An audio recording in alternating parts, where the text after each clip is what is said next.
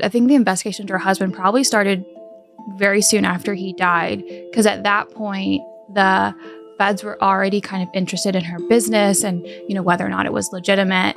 And I think their investigation into the Ponzi scheme really ramped up when her husband died because, it looks bad when you're being investigated by the feds and your husband dies.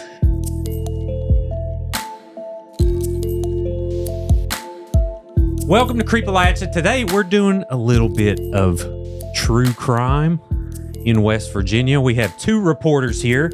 Annie Moore, thank you for joining us. Thank you for having me. Yeah, and Josie Moore, no relation.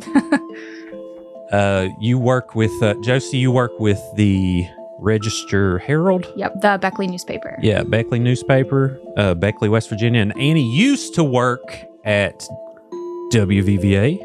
That's right. I used to work at WVVA, and I was there for about 11 years. Awesome. So, Annie, let's start with you first. Tell me about your experience as a reporter. Like, how did you decide to get into journalism? I don't know. I just really liked telling people's stories. I liked the variability of each day, not knowing what the day would bring. I also kind of have an adrenaline on breaking news and, a competitive spirit on trying to get the news first, but the most accurate news. But I guess the most exciting thing about my job is helping people and making their lives better and giving those who didn't have a voice a voice. Awesome. How many years how many years were you a reporter? It's quite a while, wasn't it? 11 years. 11 years. And you're, where'd you go to college? It was out of state, right? Georgetown. Yeah. Fancy college. Yeah. Cool. So Josie, how about you? How did you decide to get into journalism? So I've always liked writing since I was a kid and just kind of stumbled into journalism when I was in high school, and just kind of stuck with it and decided that's what I was gonna do with my life. Where'd you grow up? I grew up right outside of Charlotte, North Carolina. Oh, cool. So you're both transplants, kind of. Yeah. Never imagined I'd stay in West Virginia, but awesome. Well, welcome. We need people. And you both are, and Annie, you were a super awesome reporter. I'm sure you missed some aspects of it, but absolutely. Yeah. And Josie, your stories are absolutely fantastic. Agreed. So we're going to talk about a case that recently occurred with Natalie Cochran in West Virginia, and there's several aspects of this. So I think it would be good to kind of lay out a little background of Natalie Cochran and who she is. So, you all can bounce off each other, or who wants to take that first? Josie? I don't really know too much about her background other than the fact that she was a pharmacist in Raleigh County, and I believe she was pretty ingrained in the community. I know that right before I think she was arrested, her business, they were giving out scholarships and things like that. So, community pharmacist, community minded, that's kind of what her brand was before everything kind of went downhill. Yeah. What was her business? So what was it called? It was called Tactical Solutions. Mm-hmm. Tactical Solutions. And what did she do there? She was supposed to be getting government contracts to basically sell firearms. Right. She claimed she had a big defense contract. Mm-hmm. And that was sort of the base of the Ponzi scheme from which she built money. Gotcha. And there was a Ponzi scheme involved before the case that's going on now. So let's talk about that one first. Around what years did this initially occur with her business? How long ago was it? I know everything was sort of wrapping up in the federal investigation, is in my understanding was that was sort of beginning around 2018 or 19. Yeah. Well, yeah, 2019 is when it definitely wrapped up, the beginning of 2019. But prior to that, I would probably say 5 or 6 years she had this business going on with her husband. And, was telling all her friends and family members, like, we're doing so great. Why don't you invest in us? And you'll see all these returns. And that was kind of the basis for the Ponzi scheme, right? She got all her friends and families to invest in the business. They were supposed to have government contracts. And then, through those contracts, the friends and family would make money off of that. Gotcha. So let's describe for people kind of what a Ponzi scheme actually is. Because, I know for me, it sounds bad. Mm-hmm. I think of pawn scum or something like that, but like technically, what is a Ponzi scheme? You basically have a certain amount of money, and then you promise money, and then you give a little bit of return, and then you use that term. Then you get more money reinvested, and then so you're using that base set of money to get additional investments. But eventually, the returns don't go back to the people, and that's when the Ponzi scheme sort of falls apart. Gotcha. So it's basically you're stealing money. Essentially, you're taking money and you have nothing really that it's backing, but this false story. Right. Basically, wasn't it Lululemon, that fitness brand company that had sort of a similar thing going? They got all these investors, but then they didn't have the product to back it up. Gotcha. And is it kind of similar to a pyramid scheme, or is that something that's a little? It's the same thing. It's same thing. Yeah, same thing. Yeah. Gotcha. Okay. Cool. So, was there a certain time when, people started to figure out like, hey, I'm kind of, not really seeing a return on my money and things are getting a little weird? And Annie, you were a reporter around this time still. Yeah. I didn't hear a word about any of this until it was the week I was giving birth to my second child, who's now 5 years old. There was, a mysterious death. People couldn't understand why this healthy young man had passed away. And there was a lot of chatter about that. And from that, we later learned, that there was a federal investigation into a potential pyramid scheme. Oh, gotcha. So it came out that when her husband passed, and then there started to be an investigation around that. And then that's when the Ponzi scheme stuff came out. I thought it was... That's when it started to come into the public realm. Now, I'm sure that there were family members and investors that were starting to question the returns, probably long before that or years before that.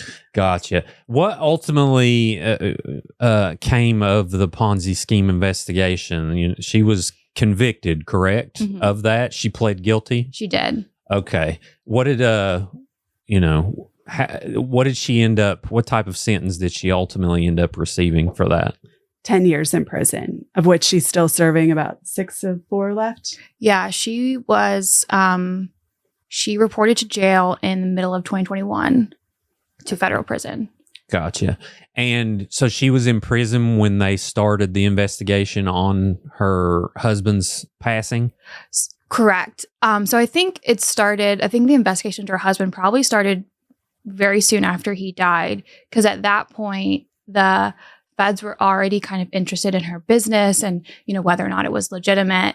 And I think their investigation into the Ponzi scheme really ramped up when her husband died, because, it looks bad when you're being investigated by the feds and your husband dies. Gotcha. And of course, we'll put the word allegedly in here. Of course, Natalie is innocent until proven guilty, in her trial that she's going through right now.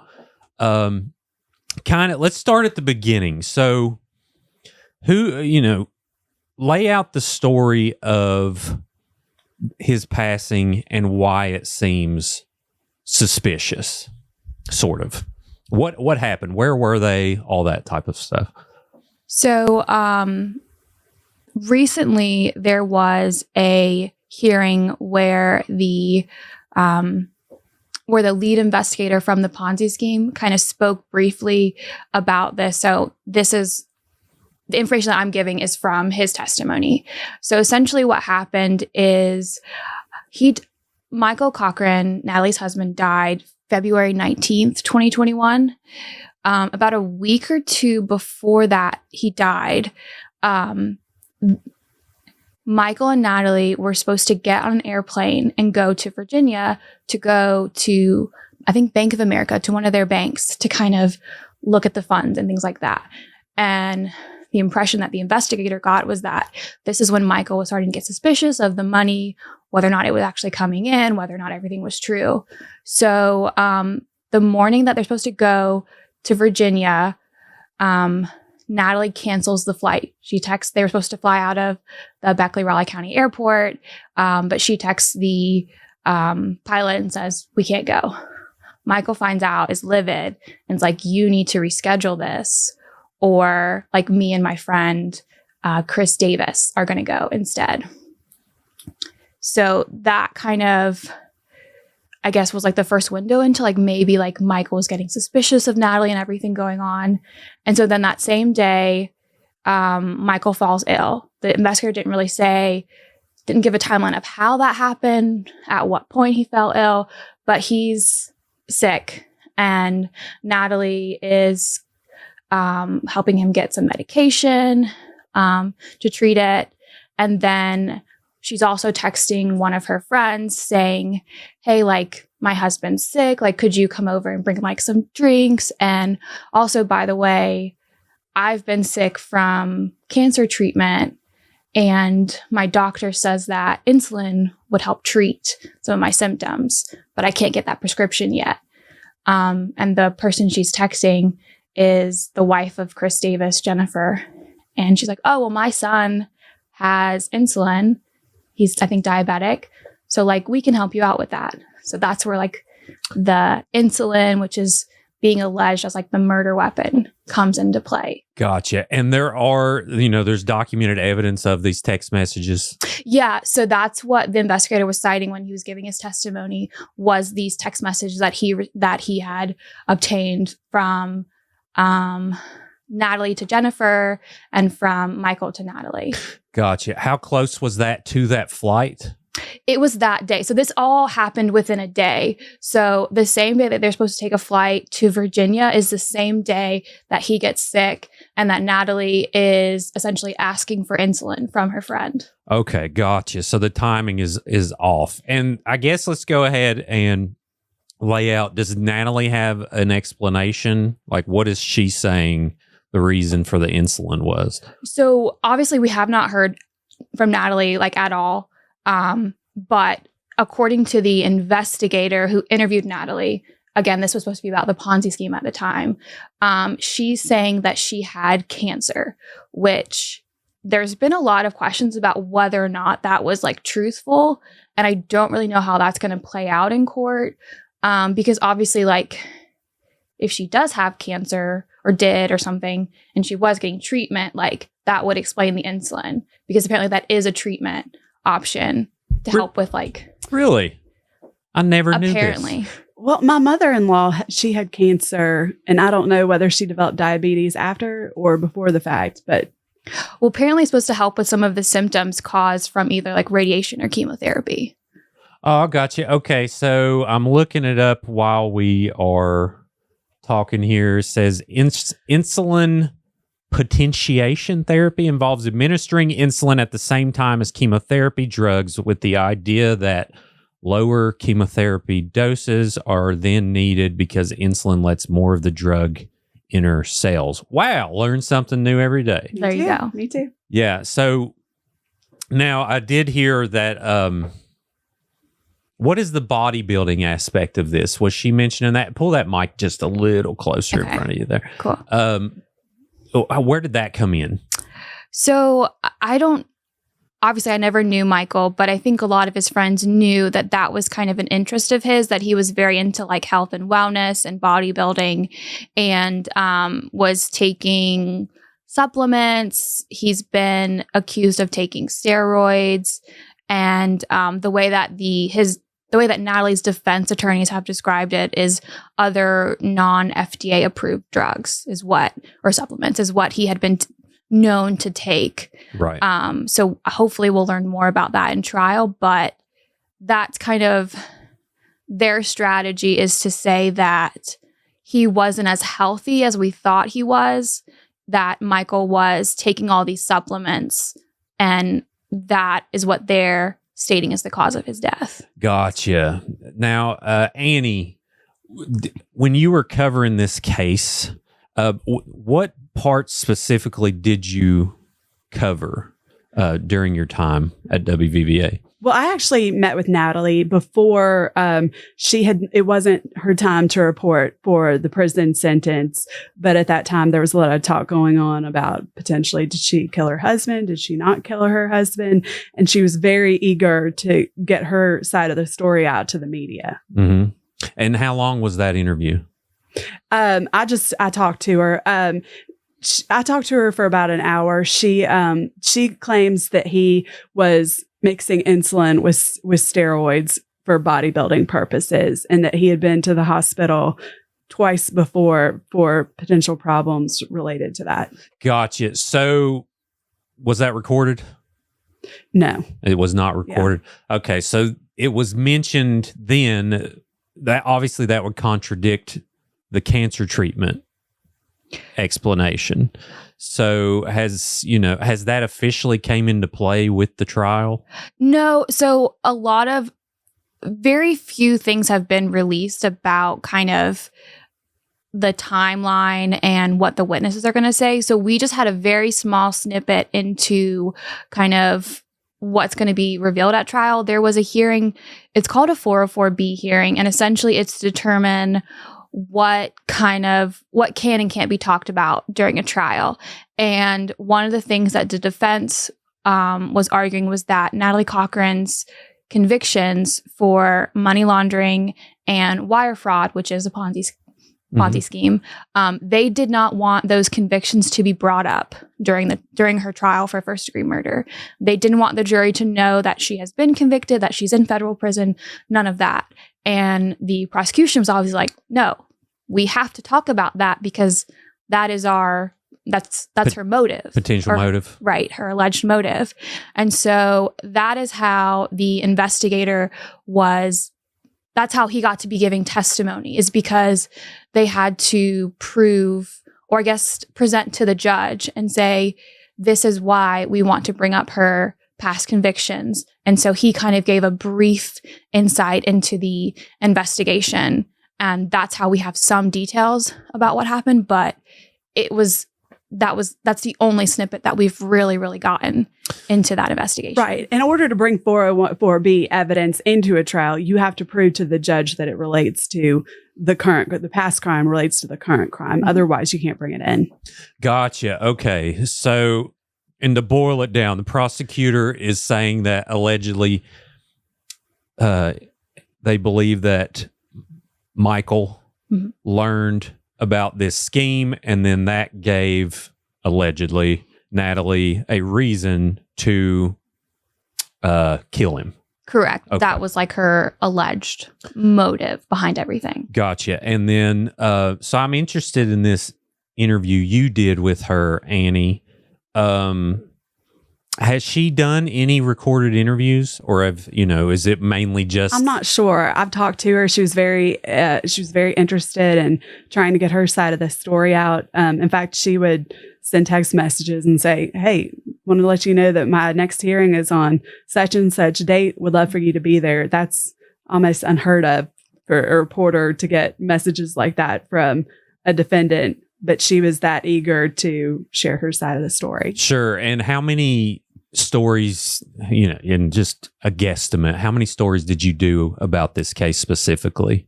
We covered probably every new development, when she was arrested by the feds, when she was sentenced. I didn't cover anything after I was on maternity leave, right after Michael had passed away. So I was kind of taken out of those 3 months in the chatter that followed that. Gotcha. And then you ended up leaving your reporter duties. So that's very interesting, though, that there's an account of contradiction. I mean, it sounds to me that, obviously her story has been different things, which is not good. But where are we at now, Josie? What all have you been covering with this? So I've been covering the case against her for what she's charged of murder. Mhm. So she was indicted initially in 2021, November 2021. She was indicted for first-degree murder, was set to go to trial in a year, and then the charge was dropped because the prosecution wanted to investigate more. And I kind of came on right around the time that the indictment was dropped. I want to say it was the end of 2022, around that time. And so that's kind of when I came on, because the previous reporter, she left to go to a TV station, and she was supposed to be covering all of this. I was not supposed to be involved at all. But it kind of just got thrown in my lap because someone asked to cover it. Right. And so the indictment was dropped, and then she was actually re-indicted, or it was announced that she was re-indicted on my birthday. Oh, that's so interesting. Well, just a little background on the criminal process. You can only ask for 3 continuances, after which you have to present your case. And I think in this case, they presented it to the grand jury again. So grand jury has twice now found that there's enough to go forward with a trial. Gotcha. And let's talk about that first indictment being dropped, Josie. Mm-hmm. So why was it dropped? So the prosecutor at the time, who was Ben Hatfield, he wanted to re-exhume Michael's body. So this would have been the second time that Michael's body was exhumed, obviously several years after he's already been dead at this point. But the prosecutor had found a specific forensic that could run a test to detect insulin levels in the body. And I guess they didn't previously know about this test beforehand, or know about this, this doctor.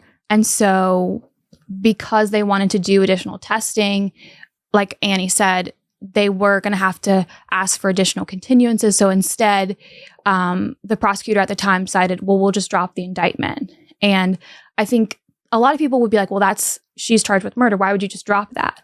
But the thing was, Natalie was already in federal prison, right? She's serving 10-11-year sentence. Yep, So 11 years. I looked it up. Yeah. Right. So they had time to take their case. She wasn't a threat to the public. She was in jail. Yeah. They could take their time with it. And I think then prosecuting attorney Ben Hatfield had learned of this new science with detection from the VA Clarksburg nursing case, where the nurse had been killing patients with insulin. And so he had done some research on that and was linked to a forensic, what would be the right word for that? A forensic expert in Texas. Yeah. Sure. Yeah. Gotcha. Yeah. And for everyone, I'm a diabetic, so I have some insulin experience. So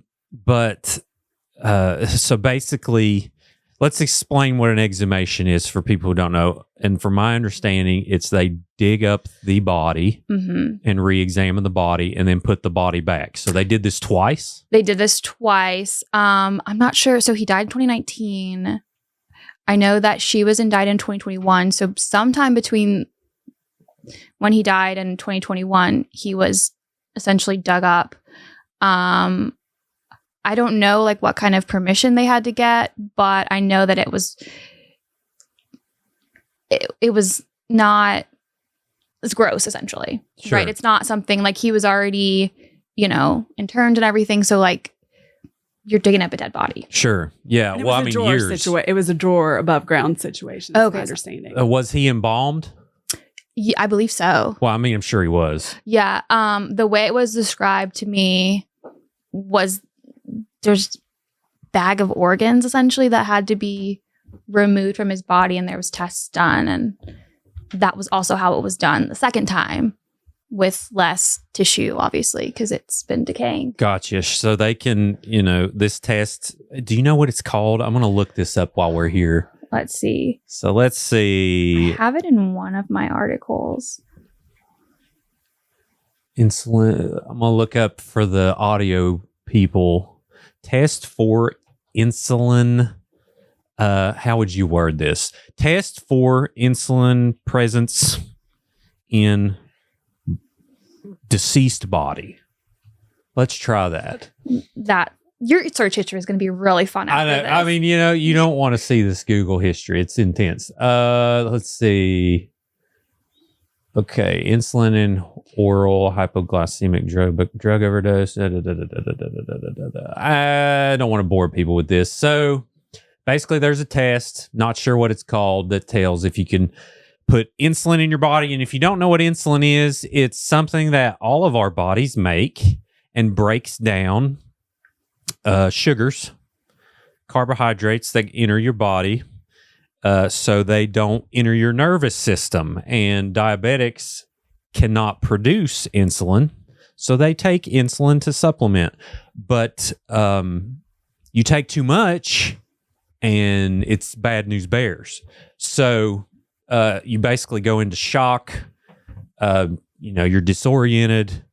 I would imagine it would, maybe, let's just say if she allegedly did it, maybe while he was asleep, because that would be the only way to administer it, would be through a needle, to my knowledge. But let's talk about, so the bodybuilding theory, the reason bodybuilders would take insulin is because it's also a fat burner. So you mentioned, was this put into court documents that she said that he was, a bodybuilder and, Oh, yeah. I mean, that has been the defense's kind of defense strategy from the beginning, is they intend to introduce, and they've been after his medical records too, that would show, like Annie said, when he was treated, if it was related to any of the bodybuilding, things like that. That's part of their defense, is to show that he was taking all these supplements, whether it was insulin, steroids, things that were not prescribed to him through a normal basis. And that is what led to his death. Gotcha. And I also did find, so when the indictment was dropped, the prosecutor said that the test that they're going to perform, it detects insulin levels in the tissue, in tissue samples. And his quote was, at the time, it says, "The evidence that led us there is that upon admission on the date of the major medical event that led to Michael's death, his blood glucose level was 21. Gotcha. Okay. I've been there. But she's not disputing the fact that insulin may have played a role in his death. Sure. So I think that'll be interesting. Is she not? She's not. She alleges that he was mixing these concoctions to improve the use of the steroids for bodybuilding purposes. Gotcha. But what's really interesting to me is, I only know this because my husband's a former prosecutor and defense attorney, but after 5 years, your body can be bones, can be pure bones. So this test was that revolutionary in that it can look at bones and gather that sort of information, which is, to me, really extraordinary. Sure. Yeah. And it makes sense because insulin absorbs in the fatty tissue of your skin. It doesn't go in the blood system. It absorbs in, like, for instance, I have this little catheter for my insulin pump, and it is angled so it shoots into the tissue and not, too deep or in the bloodstream. And sometimes you hit veins and it's not good. But anyways, so I think we need to kind of express, because you literally heard her say to you verbally, like, it was cancer. It was. Oh no, I don't know about the whole cancer thing. She claims that he was using insulin for bodybuilding purposes. Oh, so she told you that? Yes. Oh, okay. I thought she told you that she was using it for chemotherapy. No, that was never told to me. Okay, so, gotcha. Perfect. Yeah. Glad we clarified. Yeah. So, all right. And now, obviously, there's been some issues with the prosecution office in Raleigh County. Put it lightly. To put it lightly, has that kind of pushed this off, or where is it at? So now? You would think that it would have pushed it off a lot more, but it really only got delayed a couple of months. So the former prosecutor, Ben Hatfield, he had this case from the very beginning. And I think he even ran on that when he won in 2020, that like he wanted to pursue this case. He wanted to have Natalie Cochran indicted for first-degree murder. And so he's had it since he took office in 2021. And from the people that I've talked to, this was his case and nobody else's. Nobody else touched this case. He was the lead prosecutor on it. He didn't have a second. But he has since stepped away, resigned because of several allegations that he was abusing his power, quid pro quo. And then there's also, he has a domestic violence petition against him. So a lot of stuff happened within the past year with Ben Hatfield that he has since left the prosecutor's office, and a new prosecutor has stepped in that used to work for Raleigh County. Gotcha. And that obviously throws a wrench in the entire thing, because then you got to change staff and, you know, people have different ways of doing things. They got to re-examine everything. So when's the next hearing? So the next hearing is actually going to be on January 10th. It's a couple of days before the trial starts, and they are going to have, the defense has filed motions. They want to suppress some evidence, and they also want to exclude some evidence. So they have made a motion. They want to suppress the bottle of insulin that was found. So when Natalie Cochran's house was searched, they found what the investigator claims was a used bottle of insulin, because they're saying there was a puncture hole in it.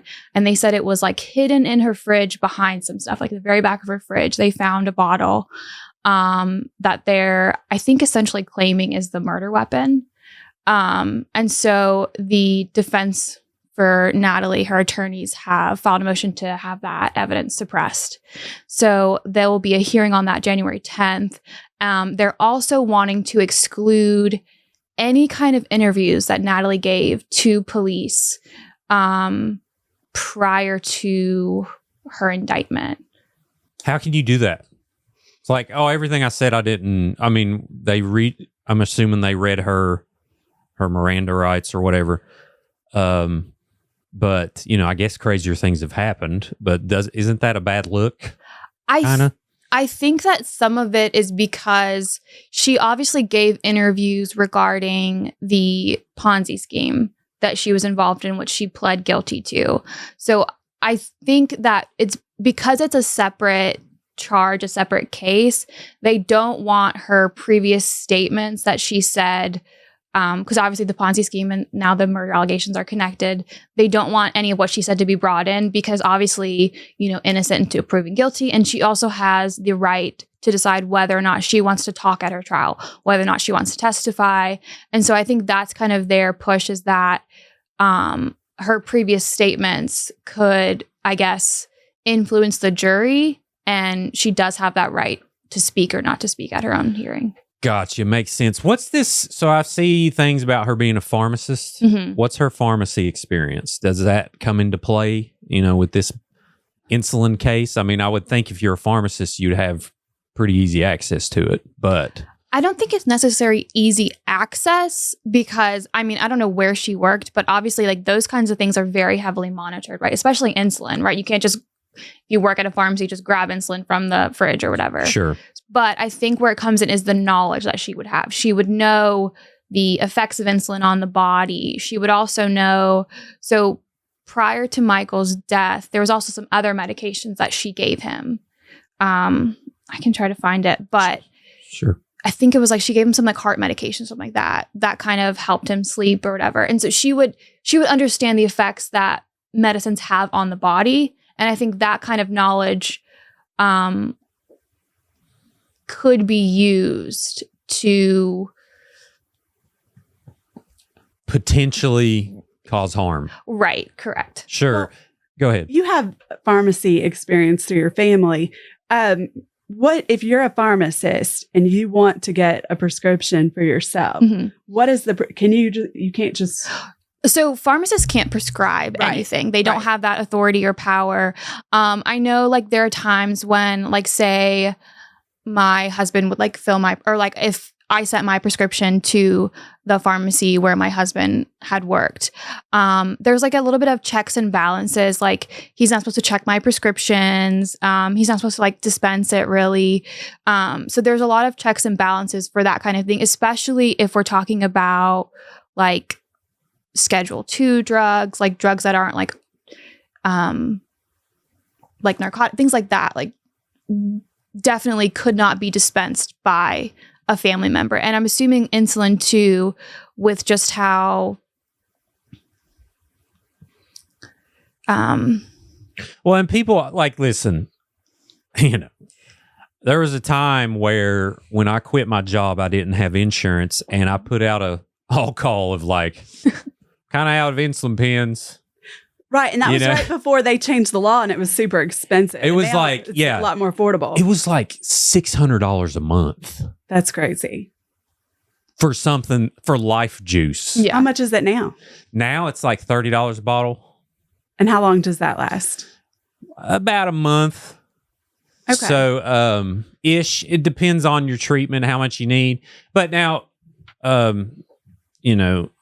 so they had to pass legislation because you have to do that for big pharma because, if you don't, they'll charge you $20,000 for something that helps a bee sting, So, but thankfully they did the right thing and they made it, because insulin is like pennies to make. It comes from cows, pigs, and it's not expensive to make. So it didn't make sense when it was $400 a bottle. But anyways, so we put out an all call, and like that night there was a bag. What? Someone brought by, because West Virginia, you put out, people are just going to help. That's just what they do. And someone brought like hundreds of dollars worth of insulin for me while I didn't have insurance. And that helped me, get through that time period of, because there's like, when I switched from insurance, when I quit being a minor, I switched, I left, so I lost my insurance. I had to wait so many months before Sugar Mama could put me on her plan. So that little time period, it was like, whoa, because, I hadn't started my business and I took like a huge pay cut. So, it was a little tight, and people thankfully stepped up, because retail, it'd have been impossible. I mean, it was $400, $500, $600 with insurance. But the people who gave, like, they had prescriptions. Yes, they had prescriptions. Right. So it was easy to get. Now, granted, is that legal? I don't know. But I mean, if someone, I know me personally, if I had some supplies left over that I wasn't using and someone was in need and they were a documented diabetic, I'd gladly help them. But I don't know what the story is here, because it seems like there's no diabetics involved. Well, so you've got Natalie claiming that she had a prescription for insulin because she was being treated for cancer. Who said this? So, okay, let me get his name. I want to verify like where these two accounts are, because that's like... That was in writing in court? No. So this was from... So this is alleged. It's not like documented evidence. One second. So this was from Timothy Bledsoe, who is now a retired West Virginia state trooper, and he was the lead investigator into the Ponzi scheme for Natalie. So he, as part of that investigation, he has text messages that Natalie sent, that Michael sent, and so the connection with the insulin is that Bledsoe gave testimony saying that Natalie essentially was asking for insulin from her friend Jennifer, and Jennifer's son is either a diabetic or needs insulin. So that's kind of where the insulin plays in that way, is that she had a friend whose kid had a prescription for insulin. Gotcha. And she mentioned cancer in the text. Correct. So, she was essentially telling her friend, like, I'm going through treatment and kind of thing, and I have a prescription for insulin, but I don't have access to it right now. I haven't got it filled. It's taking a while, something along the lines. So that's why her friend was like you said, you know, you put out a call, your friends come and help you. So that's essentially what she did. She put out a call saying, hey, like I need insulin for treatment. I know you have some. And your friend's like, oh yeah, of course I'll help you out. Right. Gotcha. So that is going to be evidence that they're right. And is that part of the evidence they're trying to toss? No. So the evidence they want to toss is the bottle. Correct. They don't want to introduce the fact that the bottle was found, that it has puncture marks. Why would there be puncture marks on an insulin bottle? Is there a needle? Medical? Yeah, needle. Oh, like you can I thought tell you went in through the top. Well, you do, but there'd be like dimples. Yeah, there'd be dimples. Now, if they gave her a used bottle, there would obviously be dimples. There's a lot. Yeah. There's a lot of questions about this insulin bottle and the unfortunate thing is there's probably no name on it because on the actual bottle, there's no name, but the box, if the box was there, that has the patient's name on it. From what I've heard, they just have the bottle. Gotcha. Well, okay. Let me ask you this. I know that your insulin is an injection that you have. You have the pouch. I got a pump. I'm going to show it. Check this out. Well, shout out. Let's see what my sugar is. It's high. Don't judge me. Oh gosh. Hang on. Oh no, 161. I mean, I just ate. It makes sense, but go ahead. Well, I guess my question is there any situation in which people would drink insulin? No, it would has not. To be it wouldn't absorb. Yeah. So, I mean, that'd probably make you sick, to be honest. So a bodybuilder wouldn't just mix it in a smoothie. They'd shoot it. They would shoot it. Yeah. 100%. Okay. That's what I wanted to know. 100%. There's no other way to take it. Now, there's two types of diabetics, type 1, type 2. I have type 1. That's where your pancreas just checks out for the winter. It's like, I ain't working at all. You know, I'm going on strike. So you got to, take usually now some type 2 diabetics are the ones that are usually done over, and no judgments, but hereditary years of not making the best choices most of the time. Right. Unfortunately, there's a lot of kids now. There used to not be one type 2 diabetic when I was a kid. There wasn't one case. Now they're seeing more and more cases of kids getting type 2, which is horrible. But all that being said, you can treat type 2 with an oral medication, and it's called metformin's one of them. Oh, okay. Yeah. So, and type 2 is basically when your pancreas is struggling, but it still is like, I'll I'm going to take some extra smoke breaks, but I'm still going to, kind of do my job, but not really. It's like a pancreas you should have fired a long time ago, but then you supplement for, its lack of production with metformin. Okay. Or whatever. So let me ask the insulin experts in the room. Could you overdose? Oh, yeah. Oh, yeah. By drinking it? Like if it was mixed into a drinking solution? No, I do. Now I'm saying this. I'll look this up here in a second. But now, if it's metformin, maybe. I don't know. I don't know about that. But the type of insulin, like if they found a bottle, it's injection only. Yeah. There's no other way to take it. So have you ever gotten a flu shot? Yeah. Have you seen them actually they comes in a little vial and they stick the needle in and they draw out the solution?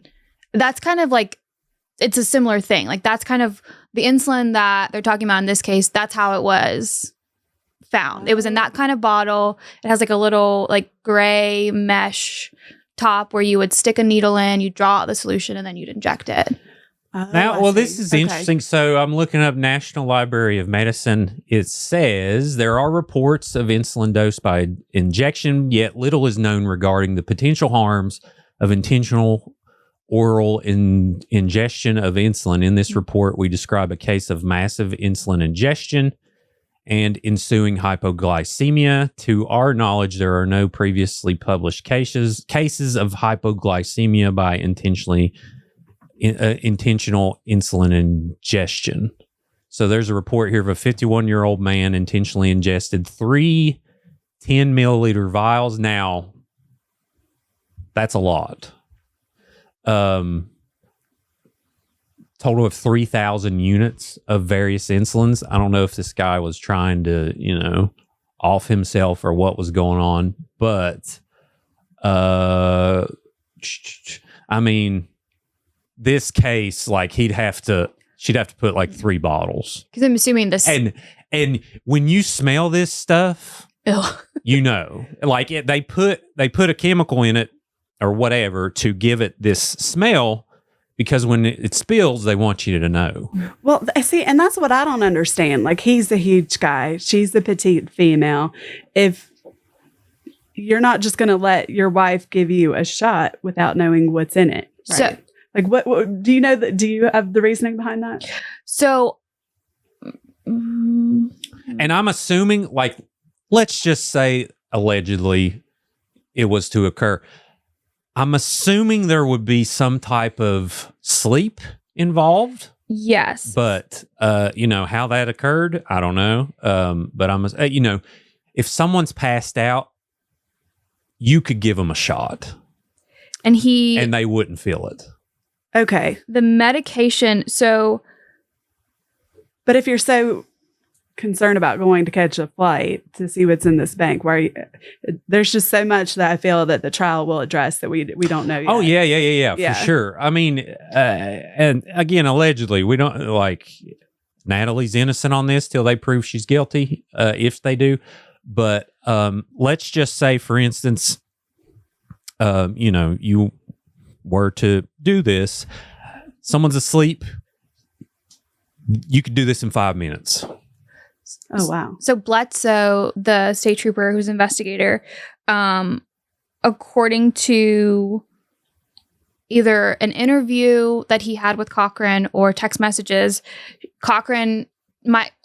Natalie told the investigator that she gave Michael 2 blood pressure pills to help him sleep because he was agitated about the flights being canceled, and also he was sick. So that would have knocked him out, essentially. Gotcha. Okay. So that level of and was he on blood pressure medication prior to this?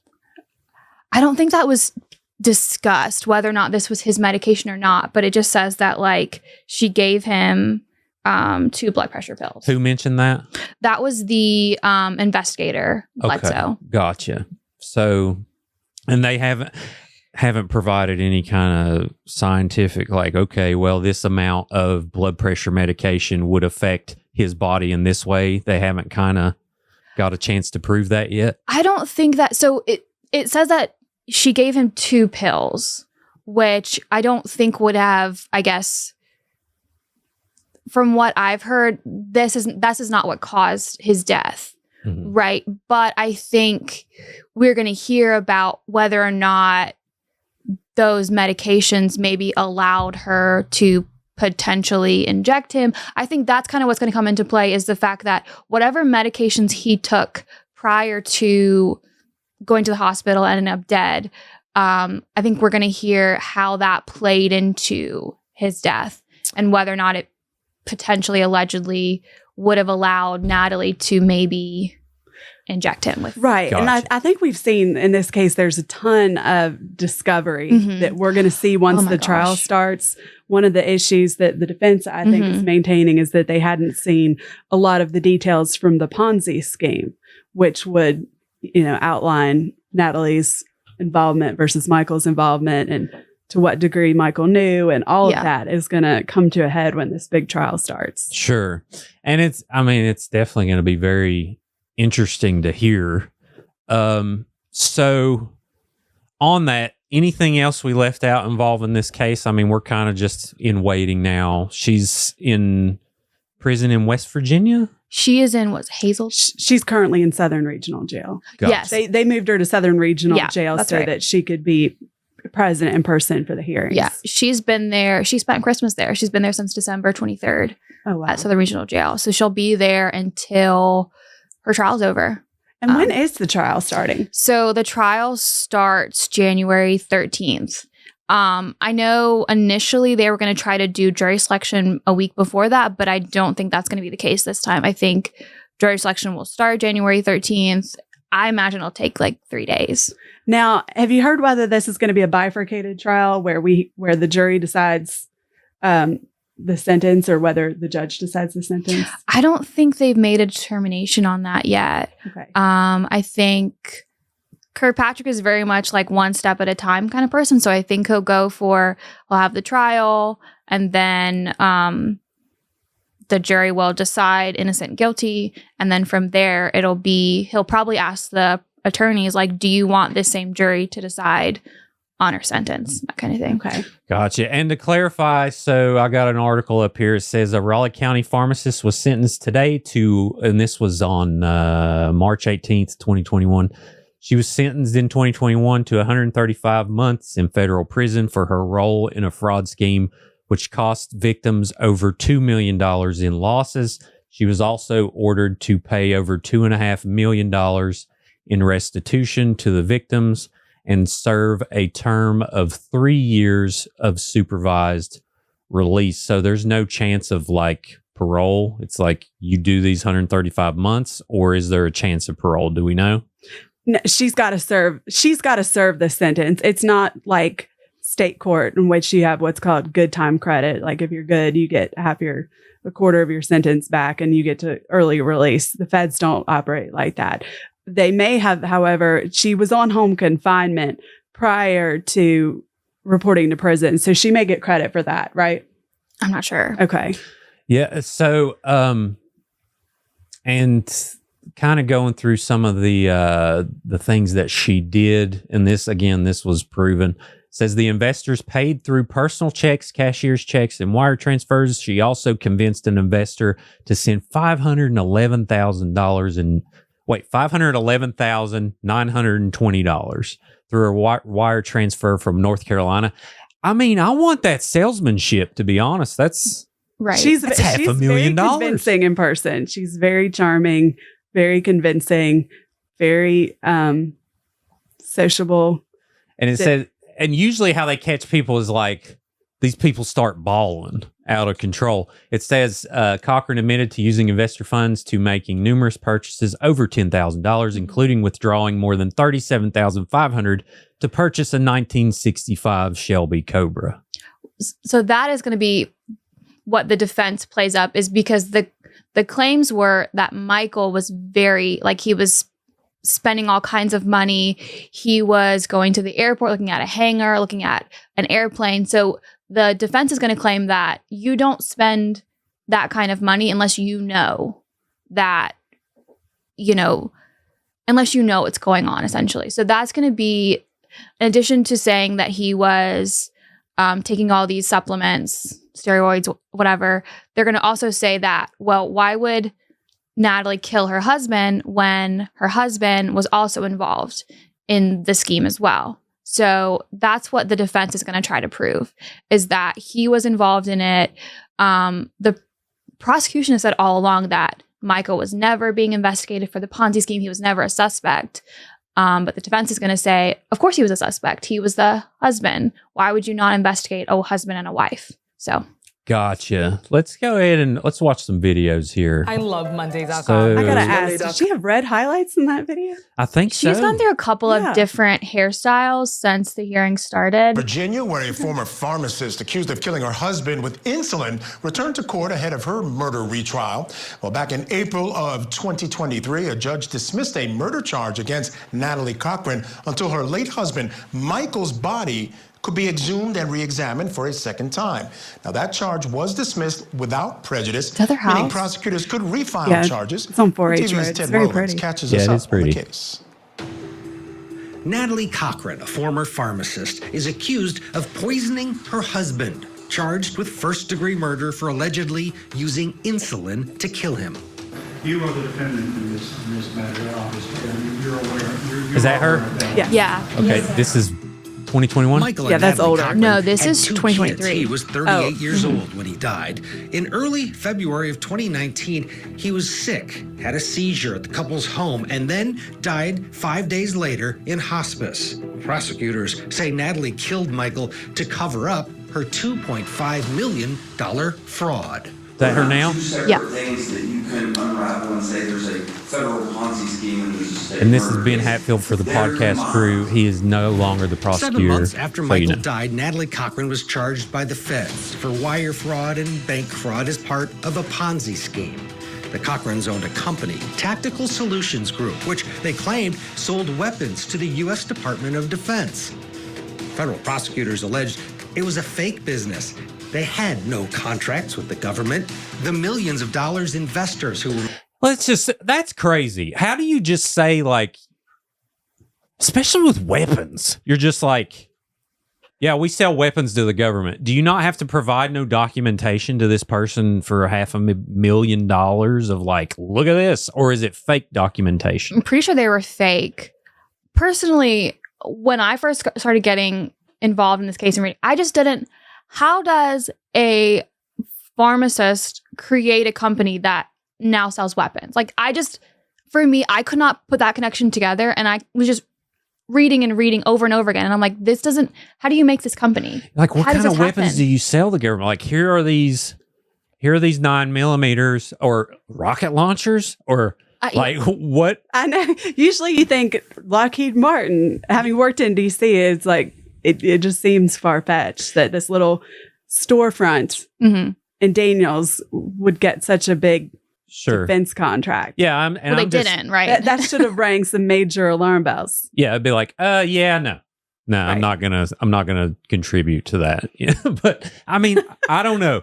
Wasn't involved. People like, and not that she is this, but let's just say you meet a narcissist. You meet a sociopath. It's a different thing. Like, it's like they're charming and also kind of thoughtless when it comes to anything involving you.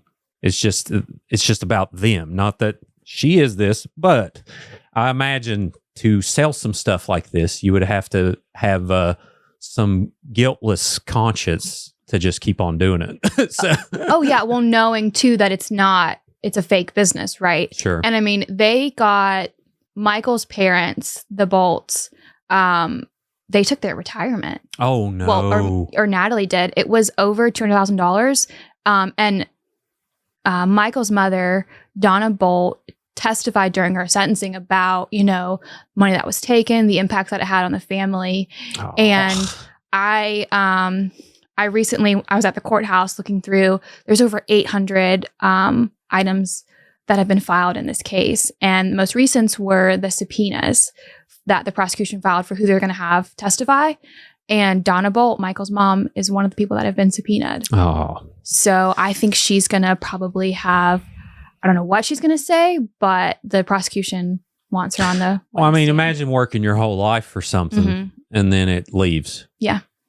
And Well- there's nothing you can do about it. And to your daughter-in-law, right? Yeah. You give your daughter-in-law your retirement thinking like, she's going to look out for me. This is, my husband or my son's wife. This is the mother of my grandchildren. Like, Yeah. there's no way, right, that this could be fake. Sure. Well, yeah, and that's unfortunately, it's usually the family members that bear the brunt of this crap, But she had people from her own family Mhm. investing as well that led me to Yeah. think, at least on some level, she believed in what she was doing or believed that it had the ability to return those investments. Yeah. Well, it's like, take your dad, for instance. Hey, Dad, give me like 30 grand. Give me 100 grand. Give me 200 grand. And then you just spend it and are like, well, yeah, kind of didn't work out. Sorry. I mean, yeah, this case reminds me so much of the Anna Delvey case where, she put on, the fancy Fendi handbags and the Chanel handbags, and she made people believe that she was this person. But in Yeah. the end, phew, there was nothing. There was always, the money was always coming, but it never. that's just awful. materialized. That's awful. Let's keep watching here. Got a little more of this video from Court TV. Mostly family and friends sunk into the company was actually spent on a lavish lifestyle. Cochran pled guilty in 2020. She was That's her now. sentenced to 11 years in federal prison. The financial crime gives rise to motive. The state alleges that Michael had no idea the family business was a sham, and they say Natalie killed him when he became suspicious and started asking too many questions, especially after his parents invested their entire savings and were not getting their money back. During Cochran's sentencing, Michael's mother said she took advantage of us because we loved her and believed everything she said. Lie after lie after lie, and still no deposits were made. The money never came. Cochran's attorney claims that Michael was a part of the scheme. There's evidence that points to, I'll say that, to the alleged victim's involvement in the case from the get-go. Natalie Cochran was indicted for Michael's murder in 2021. The case was temporarily dismissed while the state exhumed his body. She was re-indicted in October of 2023. Now she faces up to life in prison if convicted. The 43-year-old is currently serving an 11-year prison sentence after she pleaded guilty to federal fraud charges. She collected $2.5 million in investments for federal contracts that didn't exist. Well, now in a surprise move, the prosecutor in today's hearing agreed they haven't handed over all of the discovery needed for the defense, and it was a mistake on their part. The judge expressed disappointment about this issue. Hold on, is that when all the... So this must have been in September then. So she was supposed to go to trial in October. However, in September, at this point, he was on voluntary leave with all the investigations going on. Tom Truman had stepped in, and it was discovered during her pretrial hearing, which is supposed to be the final hearing before trial.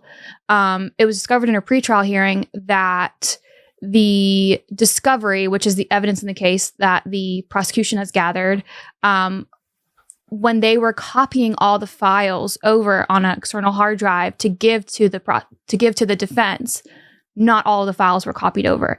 And there are probably tens of thousands of documents in this case from the Ponzi scheme. Like, there's so much evidence. Right. And to give Ben the benefit of the doubt, he's still alleged to is going through his ordeal, right? I mean, he's been removed. Right. He stepped down. Yeah. So, yeah. But the bottom line is, if as a prosecutor you bring evidence in a trial that you haven't shared that evidence with the defense ahead of time, that's grounds for an appeal or even a mistrial. Sure. Now, did he miss the transfer, or did the new prosecutor that stepped in miss the records to transfer them? So the records would have been given while Hatfield was still the prosecutor. So I was actually really surprised that the defense attorneys were very kind of forgiving of the prosecution. They didn't try to go after like a mistrial or anything. They were like, we understand it was a mistake. So essentially what happened was, when the files were transferred over, I guess certain of the like subfolders within the entire transfer were not transferred over.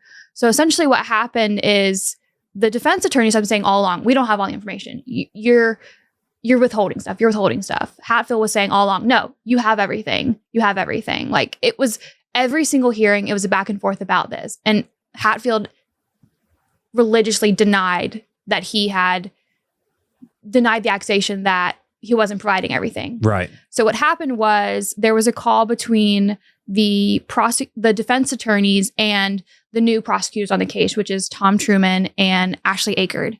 There was a call between those two, and they're like, okay, well, let's just go through like the file names about stuff. What are you looking for? They're like, okay, well, go to this line item, click on this folder, and then what you're looking for is in this folder. And they're like, no, it's not. Like, they're like, what do you mean? They're like, no, whatever folder that you're talking about, we don't have. And so that's kind of what started this whole, oh, you are missing documents, you don't have them. And so during the September pretrial hearing is when it was introduced to the judge, oh, by the way, the defense is right all along. There's thousands of documents that we haven't given over, whether or not they're duplicates or not. we know we haven't given them to them. And earlier in earlier hearings, they said that a lot of this evidence was from the Ponzi scheme, that it had taken time because the feds had to wrap up their case before they could turn it over. At the same time, just to give you an idea about how old this case is, Michael died the day my second daughter was born. Wow. She's now 6. Yeah, just running around. There's a really long, this is going on a really long time. Yeah. And also, I mean, so she was indicted in the end of 2021, right? So the attorneys that are representing her now were not her original attorneys. So right now she has Matthew Victor and Stanley Sheldon. So those are her 2 attorneys. They were not her original attorneys, but they have been with her for over 2 years now. And so they've had time to kind of look at all these documents that they're, were part of the discovery. And for them to be saying, we don't have everything, and then a month before trial to be told, oh, but yeah, you're right, you don't have anything. I mean, that was a huge deal. Here's my thing. If I'm Natalie, I'm like, let's attack that. This is my life. Oh, yeah. And I don't have all the evidence. So what are we doing? But they didn't really do No, the defense was very much like the way that the prosecution explained it was like there was an error in the transfer. And it was, it was an honest mistake, I think is what the prosecutor, Tom Truman, said. And people make mistakes. Yeah.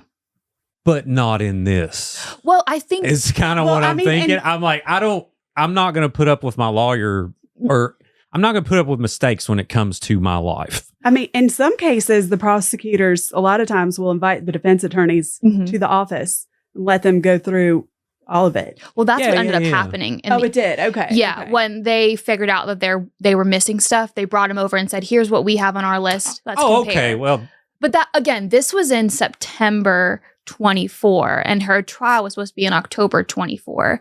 And, she was re-indicted in October 23. So I think the biggest issue was that it took them almost a year to figure out, not even that, it took them more than that, because they weren't given new evidence when she was re-indicted in 23. This was the evidence that they already had previously. So these attorneys already had this from, when she was indicted in 21. So the fact that it took them this long to realize the mistake, I think, is what kind of got, pushed aside in a way, is that, yeah, people do make mistakes, but when you're adamantly denying that, you've handed over everything, you're denying these, the defense attorney's claims that you haven't. I think that was the biggest deal, was that, the prosecution had denied any mistakes for years.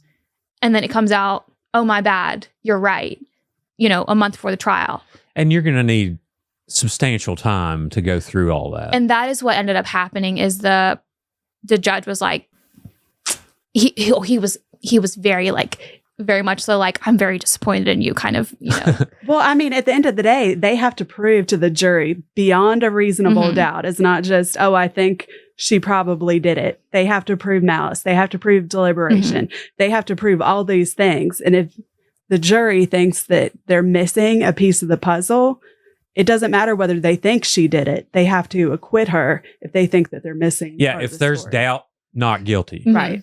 Gotcha. Yeah. And I was honestly really surprised that the defense didn't jump on that, but they were very much like, nope, we're not going to pursue this angle of like it was done on purpose. Like, we truly believe that it was an accident, and we're going to give them the benefit of the doubt that it was not purposeful. So, and to clarify, the entire jury needs to vote guilty for it.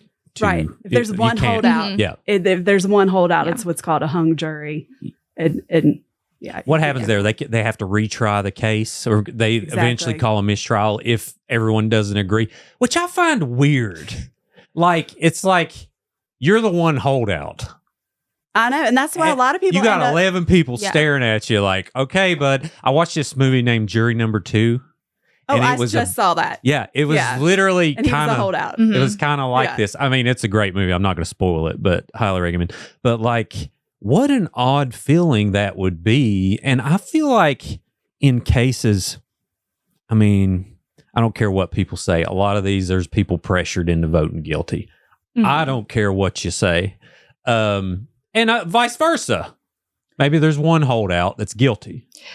You know what I mean? Well, and they're like, I just want to go home and see my kids. And that's why a lot of people just decide to mitigate their losses and go with a plea deal. We plead guilty to voluntary or involuntary manslaughter, serve 10 years in prison, and then, take your losses rather than put all your faith in 12 jurors who you don't know to decide your fate. And that's my thing is this is messy. Oh, you know, there's a lot of stuff that like. Yeah. And they're going to be thrown a lot of like, there's several doctors that have been subpoenaed. So they're going to be thrown a lot of like medical terminology. They're going to be, they're going to hear about the investigation. They're going to hear, it looks like from Michael's parents. So this is going to be, this is going to be like a 3-week trial. And I think jury selection is going to be a big part of that because they have already talked about the first day. So January 13th, the judge has already, they're going to call like 50 jurors to kind of go through jury selection. The second day, they're going to call an additional 50 jurors. So they've already, because the defense does not think Natalie can get a fair trial in Raleigh County. They think. I kind of agree. But it's there's been so much. This is, it's been tried already. Yeah. In my opinion, like the amount of exposure this has gained. But now, granted, that could go both ways because Raleigh County knows about the drama going on with changing staff and all that. So I just think like it could help the defense, honestly, I think, in some ways, because because of all the issues surrounding the prosecutor that could influence the jury as well. So it could be, that they make the decision that they want to try it in Raleigh County. I'm skeptical of that. Honestly, I think they're going to be able to get a jury. I do not think that people in this county are like, I know this case, you know this case, you've heard about this case. We're all involved in it in a way, but I think the average person doesn't know. I run into people all the time where they're like, oh, like you're a reporter. What do you do? And they're like, what's coming up? And I tell them about Natalie Cochran. They're like, who? Who was that? That's true. So like, I really do think they're going to be able to get a jury. I think it's going to take a while. I think they're going to have to go through a lot of jurors, but I do think they're going to be able to seat 12 jurors and then a couple alternates. And then the other challenge is going to be, you've got all these different people who were impacted by the Ponzi scheme and their extended relatives. Yeah.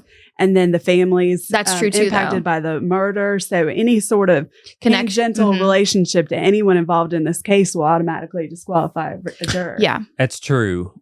Yeah, I imagine it'd be hard to narrow that down in a community like Raleigh's one of the bigger type counties population wise in the state, but even still.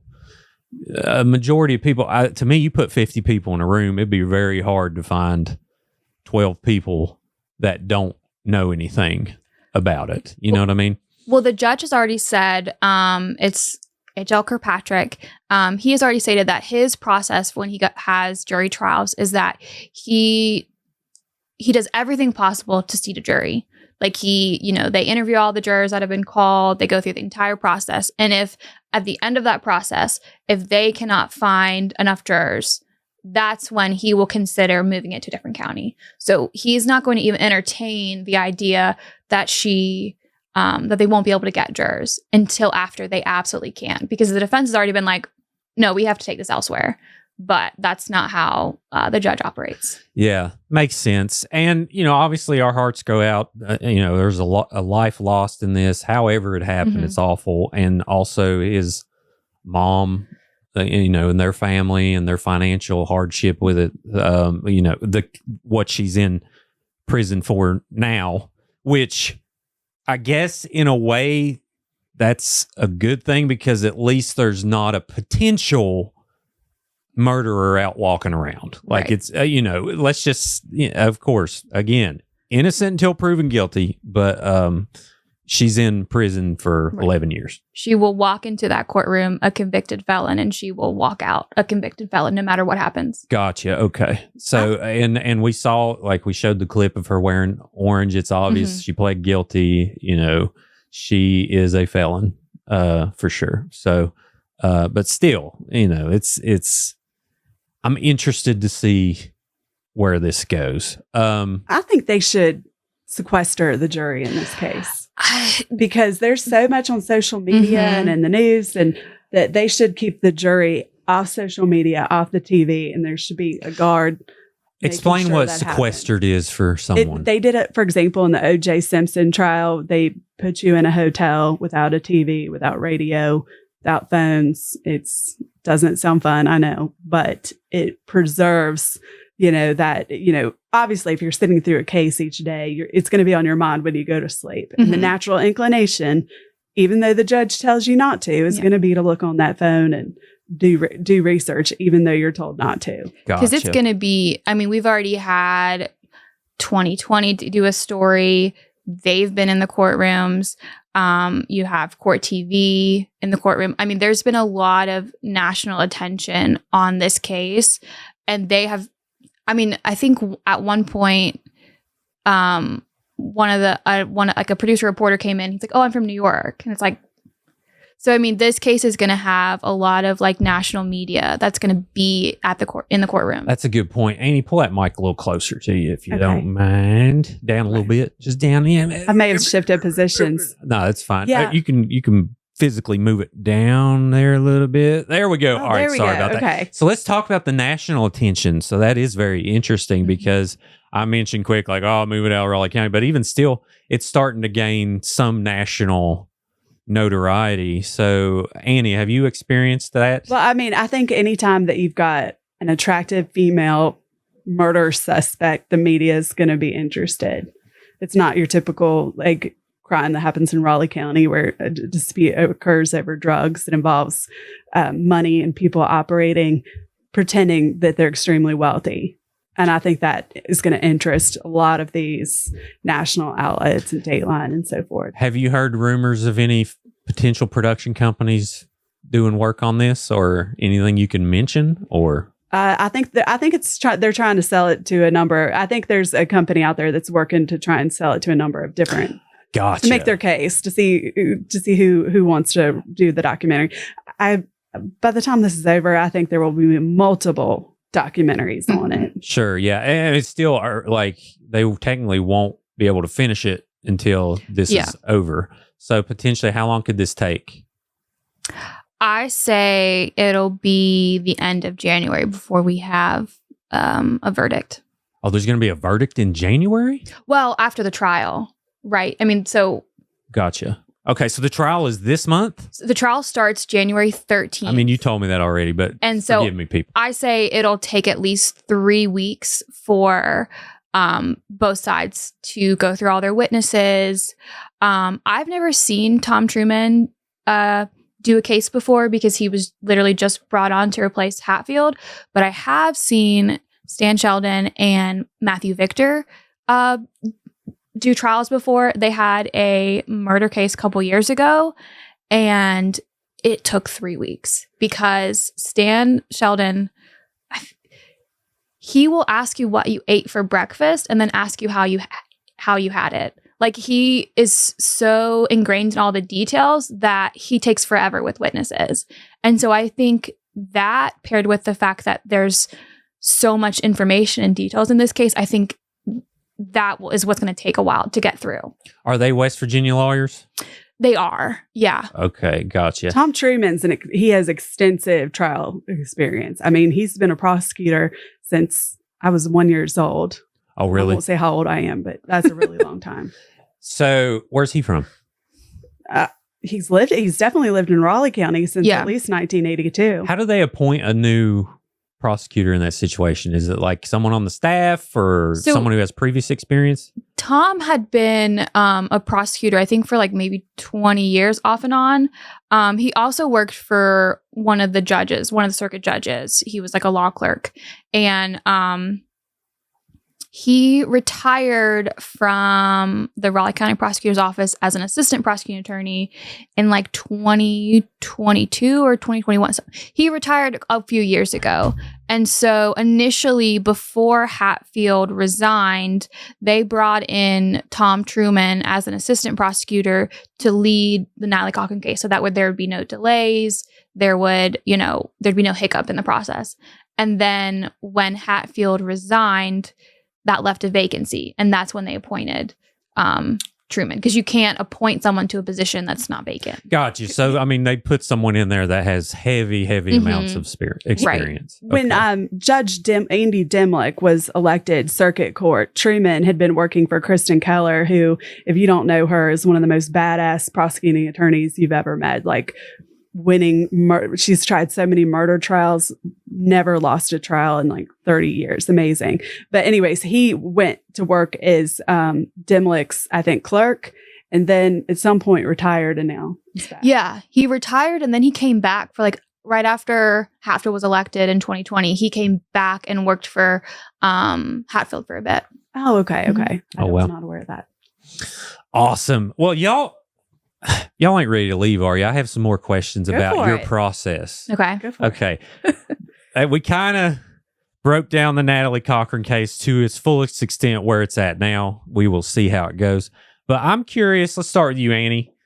When you were a reporter, what is your process for gathering what a good subject is or what a good topic is to what? Because you had like daily deadlines, and I'm sure you do too, Josie. Mm-hmm. But are there stories you have that's like, well, I'll go do this real quick? And then are there things you're working on that's going to take you a few months? Oh, absolutely. And this would definitely be one that took a few months. And basically, the fairest way to do it is to try and get both sides and then follow every development in the court case.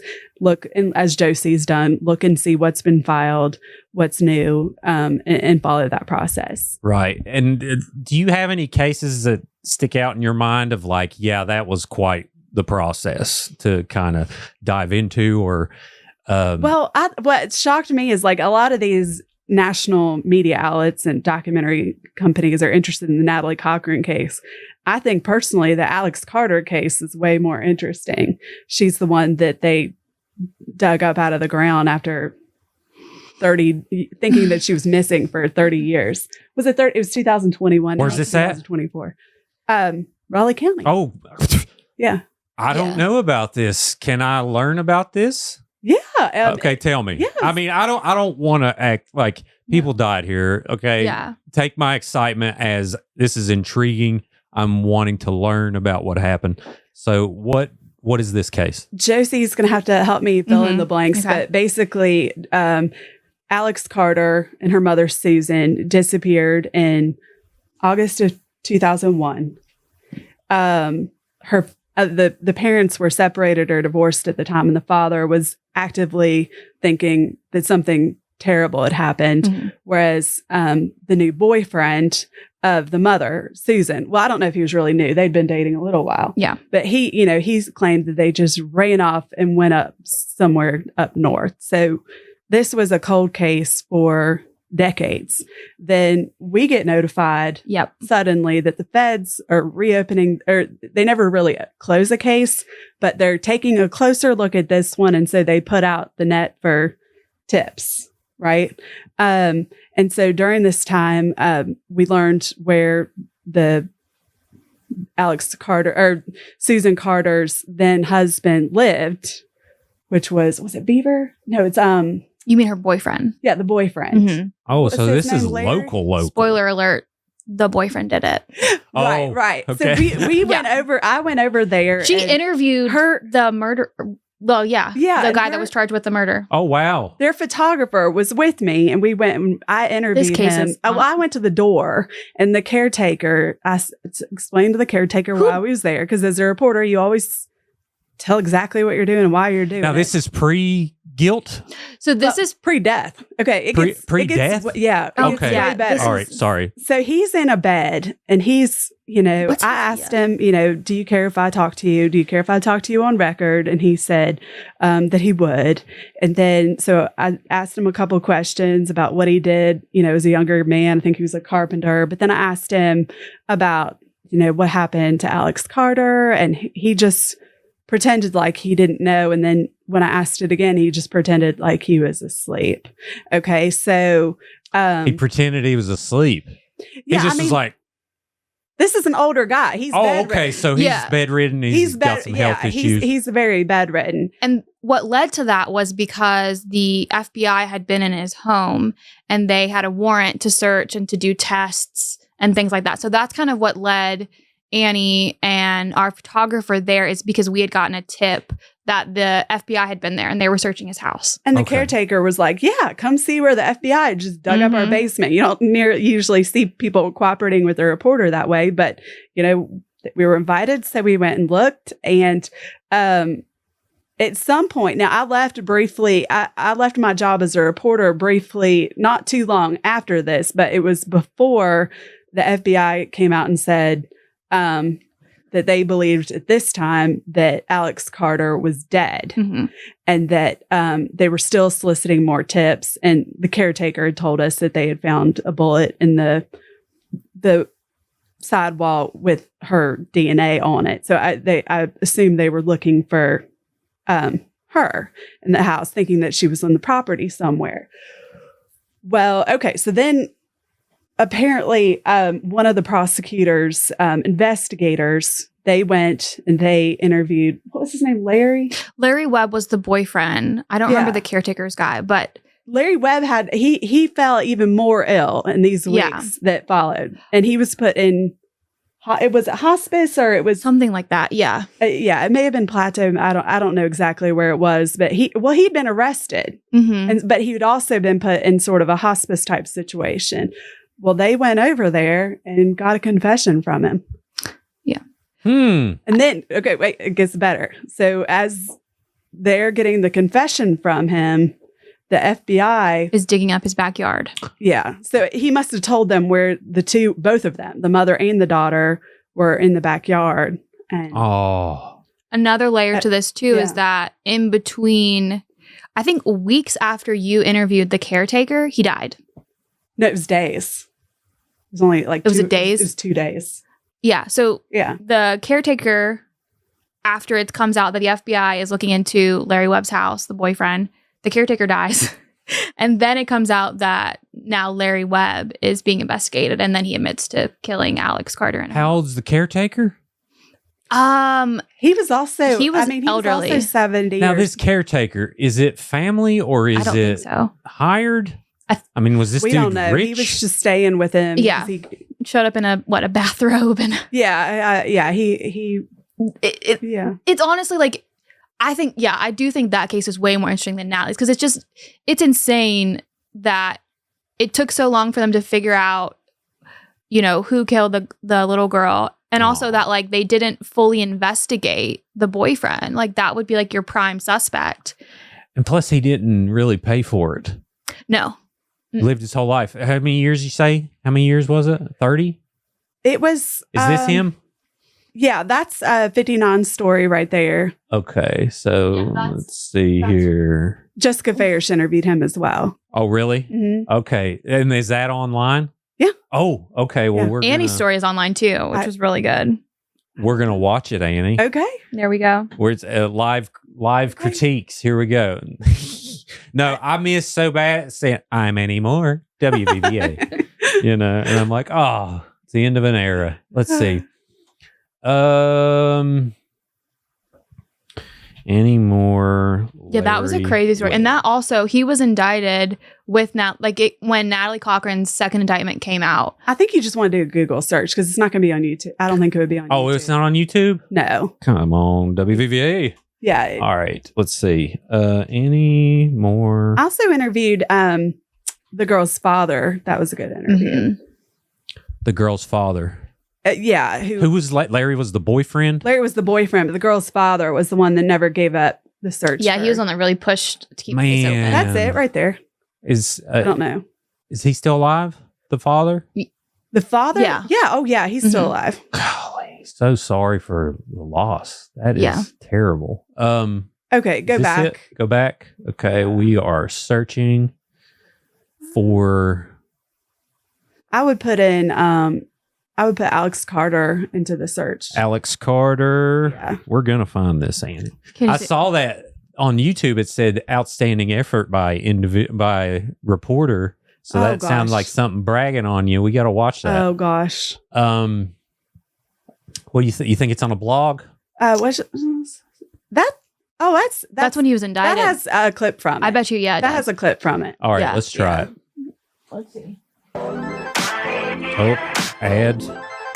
We'll skip this ad, although... Yeah, I was not We here. begin this evening with team This was my birthday. coverage on Oh, breaking okay. court news out of Raleigh County. 4 high-profile murder indictments were announced today in Beckley. And our Annie Moore and our Galen Markham brings us more on both of these cases. There she They is. span decades and involve numerous different players. We begin team coverage with an indictment in a cold case dating back nearly a quarter century.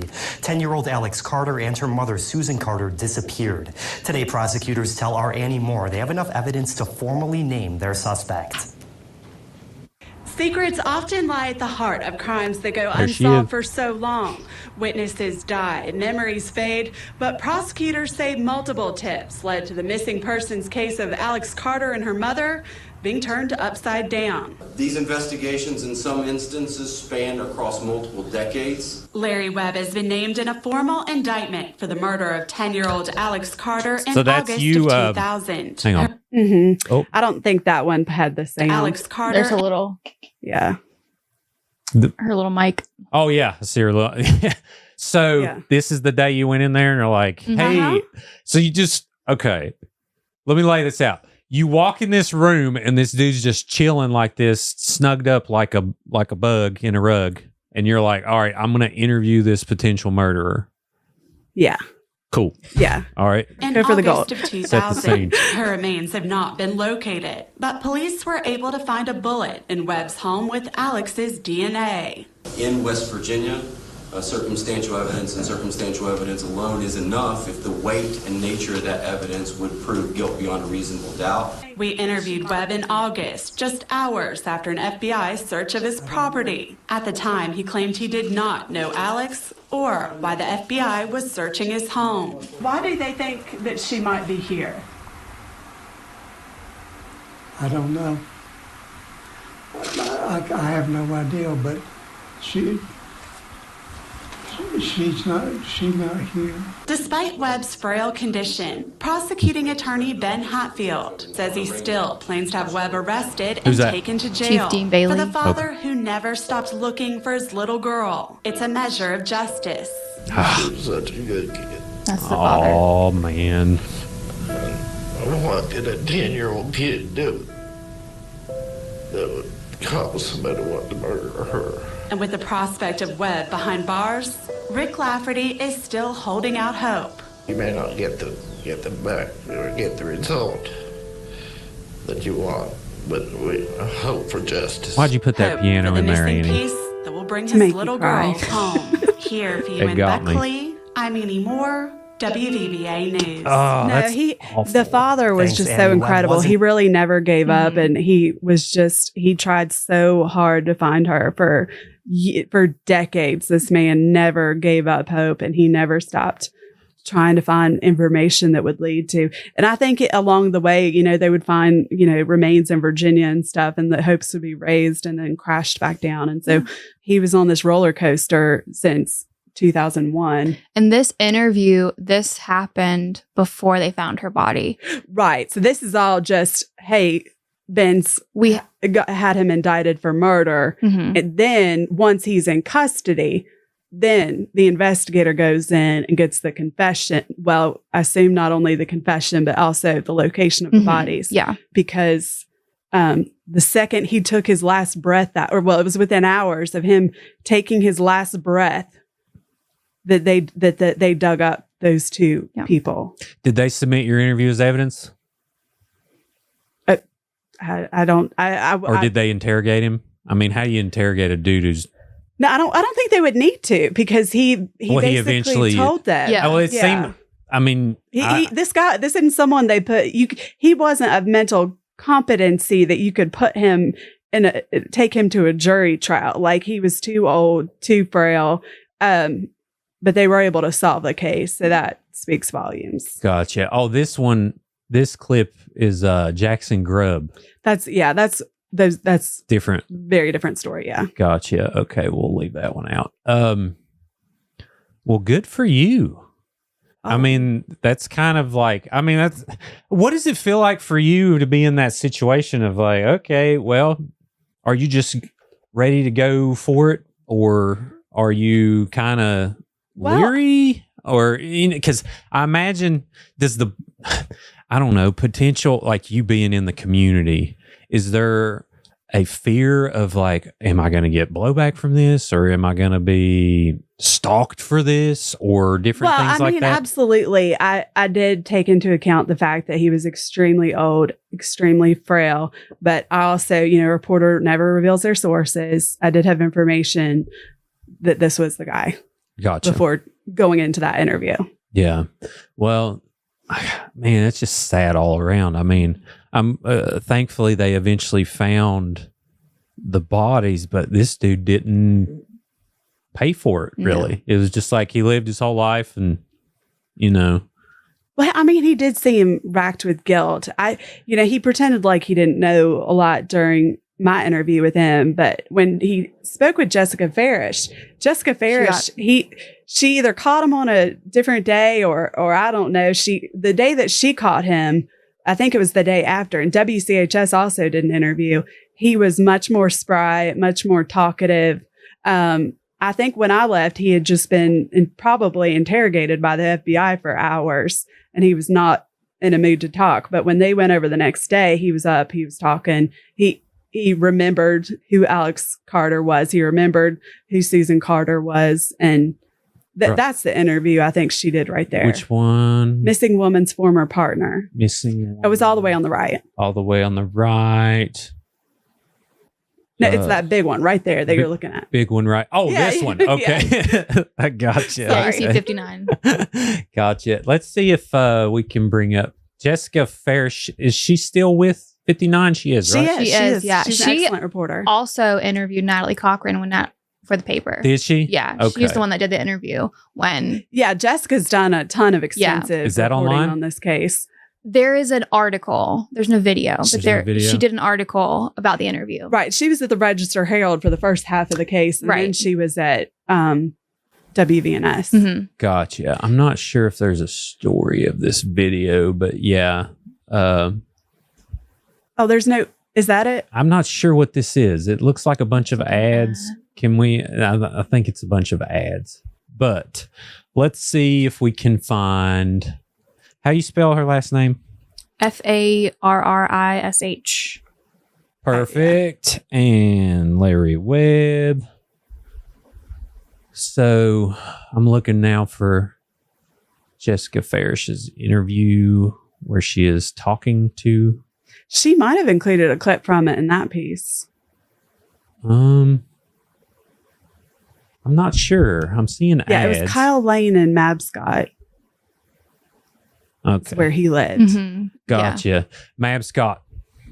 Yeah, I can't. You don't feel like you're in Mab's. It doesn't. You wouldn't think Mab Scott, but it's like it's like you're going towards Crab Orchard, and then you take a right after the interstate. Right. Well, I couldn't find the exact interview, but I highly suggest people to check that out. Shout out to Jessica Farish. I've heard her name a lot. Yeah, we love her. Things, so yeah. Awesome. Well, cool. Josie.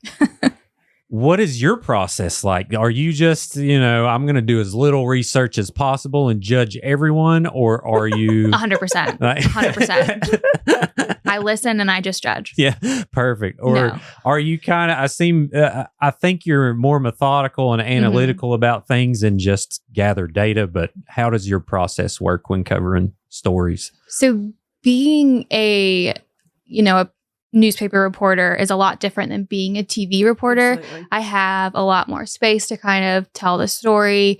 My interview process is a little bit different. I don't have to get someone on camera. I can, have a phone call with them and cite that.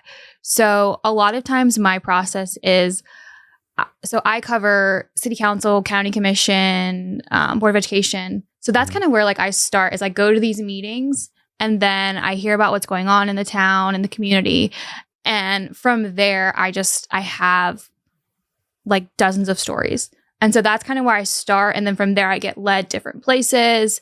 I get led to court cases. I get led to businesses, things like that. I research it and then I write about it. So I do a lot. That's my favorite part, honestly, is the research part, is digging into how things happen, where money comes from, kind of where all the players are involved, things like that. So that's my process. And then from there, I get to put it all into one big 1,000-word story. Awesome. And, let's talk about, obviously the media gets the bad name, and unfortunately the national media filters into people's opinions of local media now, in my opinion. So do you all try to maintain, you just try to be factual and maintain humanity, or, what's... Well, I just want to say, first of all, that Josie, in my opinion, is a rare breed, because usually when you read a reporter's story, you can see that they have some sort of political angle, some sort of agenda. Josie is one of those rare reporters where she is looking for every side, a balance. She's looking for a balanced story. You don't have one hint of her personal view, her personal opinion in those stories. And I think that's something really rare and really special. Well, thanks. Hey, look at that. Oh, yeah. And I've heard great things about Josie. How long you been doing this here? So I've been here for about 3 years. I was in Huntington. I worked for the Herald Dispatch for about 3 years. And then I was at a TV station for a year. Oh, cool. I actually, going back to Natalie Cochran, I think the first time I ever saw Josie was when Michael Stewart held his press conference announcing the indictments for... That was not it? Okay. There was a brunette girl there. Right. Jessica. No, I would know Jessica. Yeah. When do you remember meeting Annie? I do. So Annie and I met at it was election night. It was in the courthouse. And you came over to me and all bubbly. And I'm like, who is this girl? And so that's kind of how we met. I think you gave me your number and I was like, I don't really know what to do with this. But then we just kept running into each other at county commission meetings, at different court hearings. And then, I was obviously looking at her stuff, reading what she was posting. And then we just kind of became friends. Do you kind of notice another reporter's tactics and appreciate that and kind of find relatability there? Absolutely. And most of us tend to be friends. Even though we work at competitor stations, with Jessica Farish, we all get along with each other. Now, sometimes if someone's breaking a ton of stories, the other station, their boss will get on to them and be like, Josie has this. Why don't you have it? So you gotta, if you're not keeping up, help each other. Yeah. You kind of help each other. No, we don't help each other. No, you don't? That's okay, taking gotcha. it too far. Gotcha. Yeah. Because you don't want to. Well, you are you technically competitors? Well, I mean, the TV stations are more competitive with each other, I would say, because she is doing a different type of reporting. She's going into the depth that we can't go into on TV. Because on TV, you're allotted maybe a minute and 20 seconds. So you're having to chop sound bites down to their bare bones and maintain the integrity of both sides while condensing it into this minute 15 piece, whereas they have a lot more room to expand. A lot of people don't know this, but a television reporter spends 98% of their day out in the field shooting and then putting it together. And then their web story is the last 2-3 minutes of their day. So sure. And in West Virginia, you were sometimes the camera person, always the reporter, always, even when I was 9 months pregnant, I was carrying all that stuff. And what were your deadlines like? Well, you have to have everything, all the video in, preferably by 4:00. If you're so that's every day. Yeah, it's after 4, you're frowned upon. So if you haven't shot everything, I considered 1 o'clock, around 1 o'clock or 2 o'clock, the start sweating an hour. If you don't have all your stuff shot by 1 o'clock or 2 o'clock, then you're going to run into a really stressful situation cutting. Sure. Because regardless of when you actually finish, there is a 5 p.m. show. They have to have content for it. There's no we'll push the deadline. No, there's a show at 5 p.m. Your stuff needs to be in and ready for a producer to press play. And she knows this because she used to be a reporter, but for TV, you've got to fill a half-hour show at noon. You got to fill a half hour at 5. You have to fill a half hour at 6. You have to fill a half hour at 10. Are these all the same story or different stories? Different. Well, okay, I'll get into that. Okay. Half hour at 11, an hour at 5 o'clock, and an hour at 6 o'clock. So you really can't come back with nothing. Annie, I'm stressed. Yeah. Just hearing all that. Come back with nothing. Yeah. It's definitely an art form, being able to fill your part each day. And a lot of it has to do with not burning sources. Because when you burn a source, if you burn, like some sources need to be burned. You know, some bridges are designed to be burned. But if you burn a source or don't reflect them accurate, you have to put all your effort into, like Josie does, accuracy and making sure that you understand their point of view and you're putting that point of view across, even if it's having to counterbalance it with 2 other positions. But anyways, so if you really put a lot of time and effort into that, you keep getting interviews and you get more interviews. And then suddenly it's easy to fill every single day of news. Gotcha. What is burning a source? Is that basically saying, I'm going to throw you under the bus, or what does that mean? No, you never want to burn a source. Sure. Just, basically just going against. And that's just saying, yeah, so-and-so told me that you did it. Well, it would be is that burning a source? It would be like, so Annie got tipped off about the FBI being at Larry Webb's house. It would be like Annie saying who told her. Posted it on Facebook, like, guess who told me this? I'm on the way anymore. WVDA. Instead of just showing up and saying, I know this is happening. Tell me about that. Right. If I said who told me, do you think that they're going to call me again when the next big thing happens? Heck no, they're not. So it's a credibility there of like, and a trust you develop with the community. And especially a lot of these national stories, they go in a community, they could care less about anyone there, and they'll do whatever they can to make the most impactful thing and be out. Yeah, and a lot of times. But you got to live here. Right. And a lot of times, like, there's just, and I'm sure Josie has this, when I was a reporter, it was just like, there were sources everywhere, like in all different parts of the courthouse and the law enforcement, and just being able to keep their identities private is what ensures your long-term survival as a reporter. Makes total sense. And you edited? Oh yeah, we edit everything. So you're pre-production, production, and post-production. All everything. It's wow. It was very stressful. That's impressive. Now let's just, at a station with more resources, do they have designed editors, or do people have cameramen that go with them? Like I've noticed people go around with cameramen around here and stuff like that. Well, Josie worked in the Charleston market, and they have a lot of times they have photographers. Sometimes, which would have been really, because I had more stories than I could handle. Probably handle a day. Like I always ate my sandwiches like driving, and, like I never stopped because I didn't have time to. And but a lot in bigger markets, you can, like, let's say you do get 5 vote shots that day in a package, you can hand the SD card off to someone else, and through the interview, you've given that whoever's editing it every single piece of information they need to know: person's first name, person's last name, their title, what the story's about, who is involved, like just answering the who, what, when, and where, and then you hand the SD card off. But you couldn't obviously do that in Beckley. Awesome. Do you still find yourself having those reporter instincts of like, I'm kind of going to dive into this a little more than I should, or being a little more analytical than I should about something, or are you kind of done with it? No, I think reporters by nature are nosy by nature. Would you agree?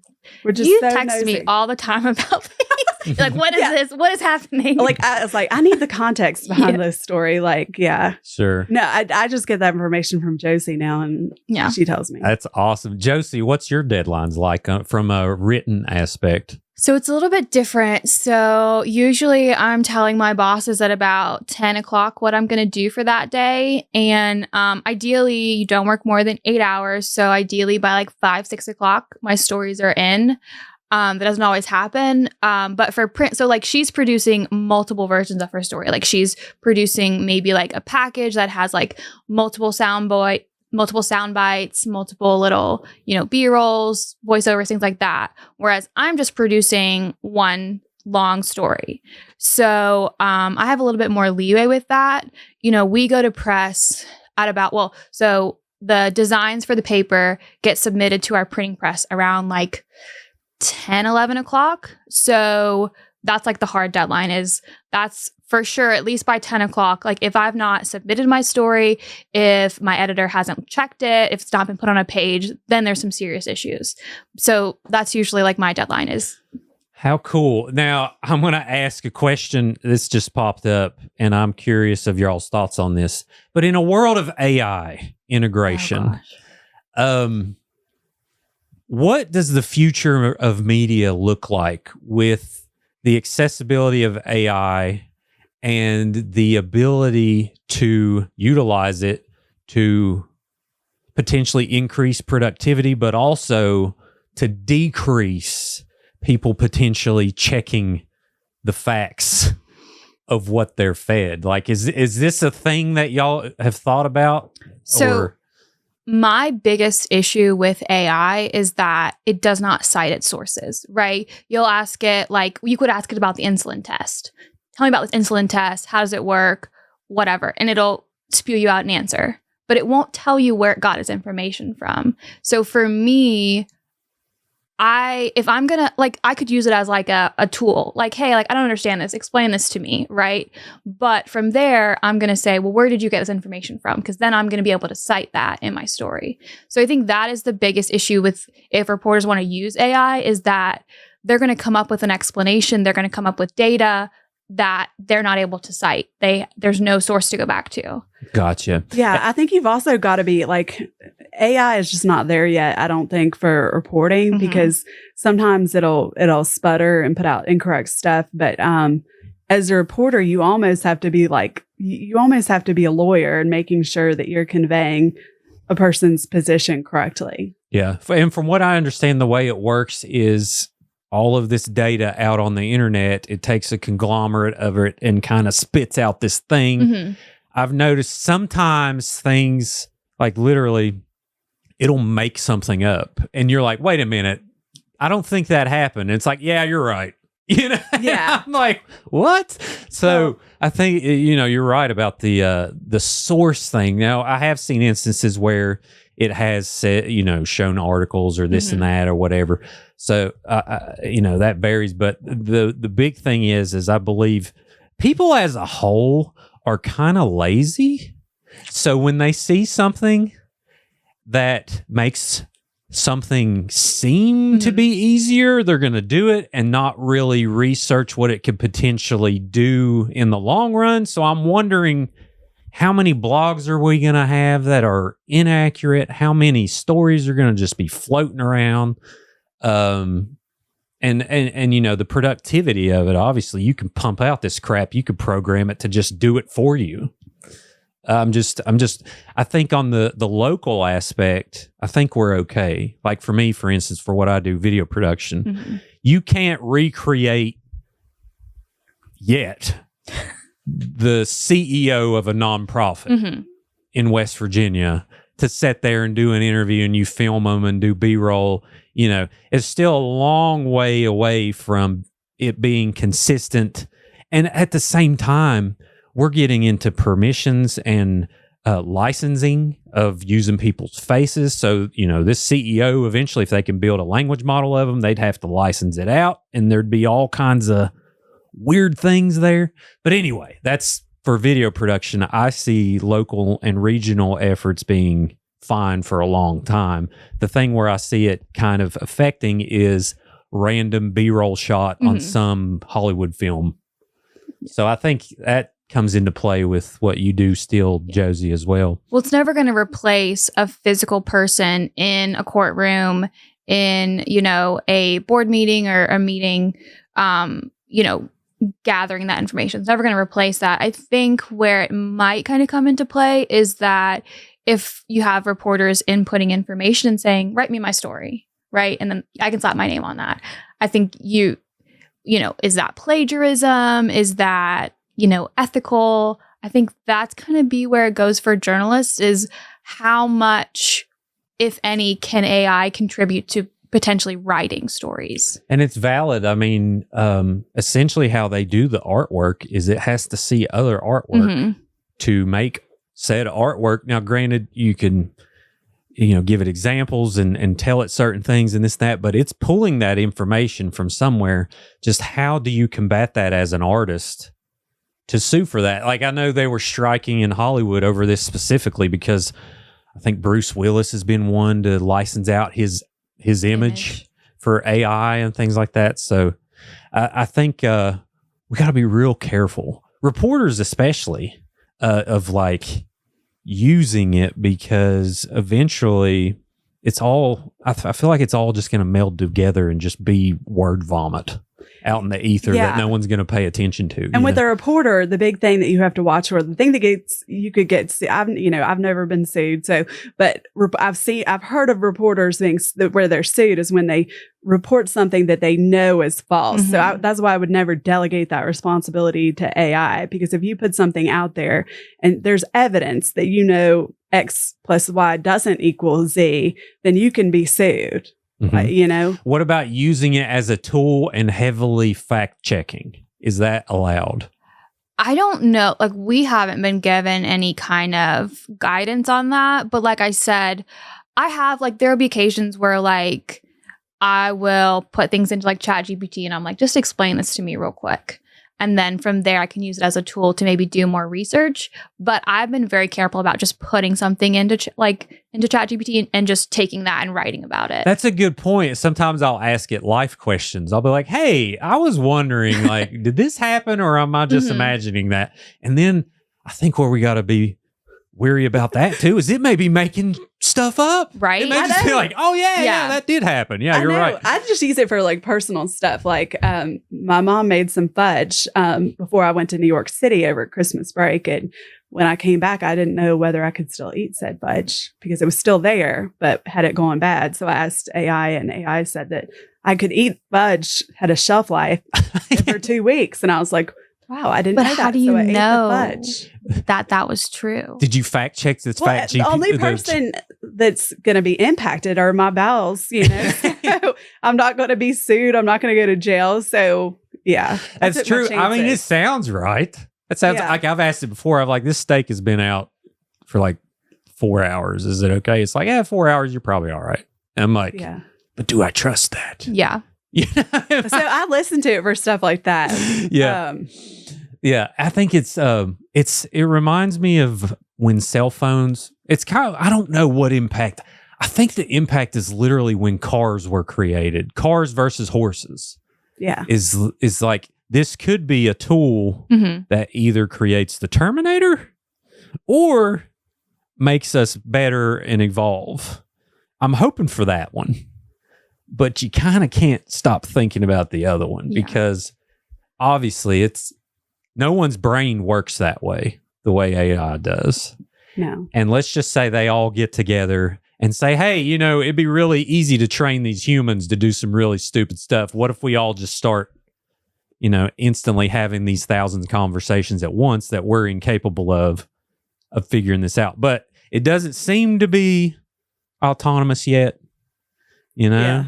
But that's the whole thing. I think future journalism ethics classes this is going to be a big topic that's going to be kind of discussed with incoming journalists, is whether or not you should use it, how much you should use it, and kind of that kind of thing. Well, the industry's gonna have to evolve, and if you choose not to, you won't be around. Oh no. It's like email. A lot of people's like, I ain't having an email. Like, okay, well, you run heavy equipment. You don't really need an email. But if you're in an industry that requires it, like it or not, I'm required in my industry to learn it and figure out how to utilize it for the team, because if I don't, I won't be here. Because ultimately people are going to learn, and over time they're going to phase you out. Because it's like how my job now, making a video, you can do with one person. Used to 4 people. You need a sound person to make a good video. You need sound people. You need people to develop the film. You need people to cut the film and put it together. Now it's one person, you can do whatever. Like, this essentially is one person. I got a producer now I'm very excited about. Oh, cool. Yeah, she's helping me. Shout out to Hannah Chapman, helping me line up guests and okay, that's cool. And work. She's actually making a Mothman film, so she's helping me with that. That's awesome. We're putting that together, so it's a lot of fun. Yeah. And you're one of the most talented guys I know probably the most talented video editor. Oh, well, in thank the state. you. There's no one. I can name a handful that are talented. There's no Just one. take the compliment in. I've been doing it for 10 years. Of course, I just do one piece a day, but I could not rival what you do. Oh, thank you. Well, it's I just love it, and I'm sure y'all love what you do too, and it's part of it. But I can name handfuls of people that are way better than me in this state. I mean, the cool thing about the state, and y'all probably found too, is like creativity is everywhere. Mm-hmm. There's so many creative people just in, Raleigh County. And, so many people doing great things that you don't necessarily hear about. Some of them you do, but thank you. But you strike that balance of interesting, which is like you tap on things that are on people's mind and at the forefront of the public discourse, and then you make something creative out of it. And I love that. Yeah. And I try doing it in a way like, I don't want to get on here and bash Natalie Cochran and bash the prosecution team and bash all, like, I just want to talk about it. And I feel like people can learn from information, especially from people as disciplined as you all, to lay this information out, because people take one nugget of mistruth and blow it up into an extreme that you just can't. Once you get it out of the toothpaste, it's not getting back, or the toothpaste out of the tube, it's not coming back in. So I think it's important for people to lay this stuff out and talk about it. And that's kind of what we're doing here. So, right. And that's also why it's so important, when Raleigh County and people in West Virginians go to elect a judge. Like, a judge is making so many of the judge makes all the, you think, well, the jury decides whether she's guilty or innocent, but the judge decides what the jury sees. Mm-hmm.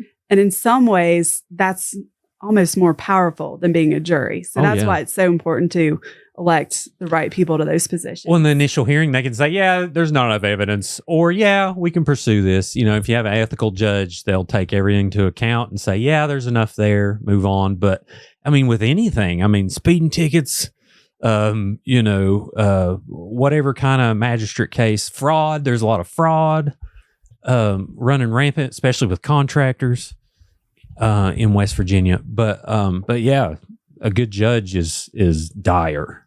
Well, the judge in this case, he was supposed to retire at the end of, he did retire at the end of 2024. So he's not supposed to be with this case anymore, but he got special permission from the Supreme Court to be a senior status judge and to preside over this case, because none of the other judges wanted this case.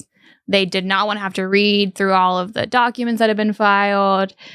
They didn't want to probably be on national TV. You know this for a fact, or are we guessing? Well, about the judges? Judge wants to be the biggest egg on your face as a judge is being overturned by the Supreme Court. Gotcha. No judge wants to be overturned by the Supreme Court. And if you have a case that's got a lot of issues, there's always that potential. Yeah. Yeah. Okay, so a messy case like this one, it's kind of a toss-up, for lack of a better. Well, I don't know. I think with Natalie Cochran, I think so much is going to come out at this trial that we haven't seen, that I think we should just all reserve judgment until we see the evidence that's put on by the prosecution and the defense. Because if her story has changed 100 times, the prosecution's going to shine a light on that. If it hasn't, that's going to be a strength. It's obvious there's been faults on both sides already. I mean, we can say that. Like, the prosecution didn't provide all the evidence. Right. The other side, it sounds like the story is kind of changing every so often and contradicting stuff. So it'll be very, very interesting indeed to see. And what's always interesting to me is I don't know if they'll do it in this case, but the jailhouse calls are always, I think a lot of defendants don't think that the prosecution has access to that.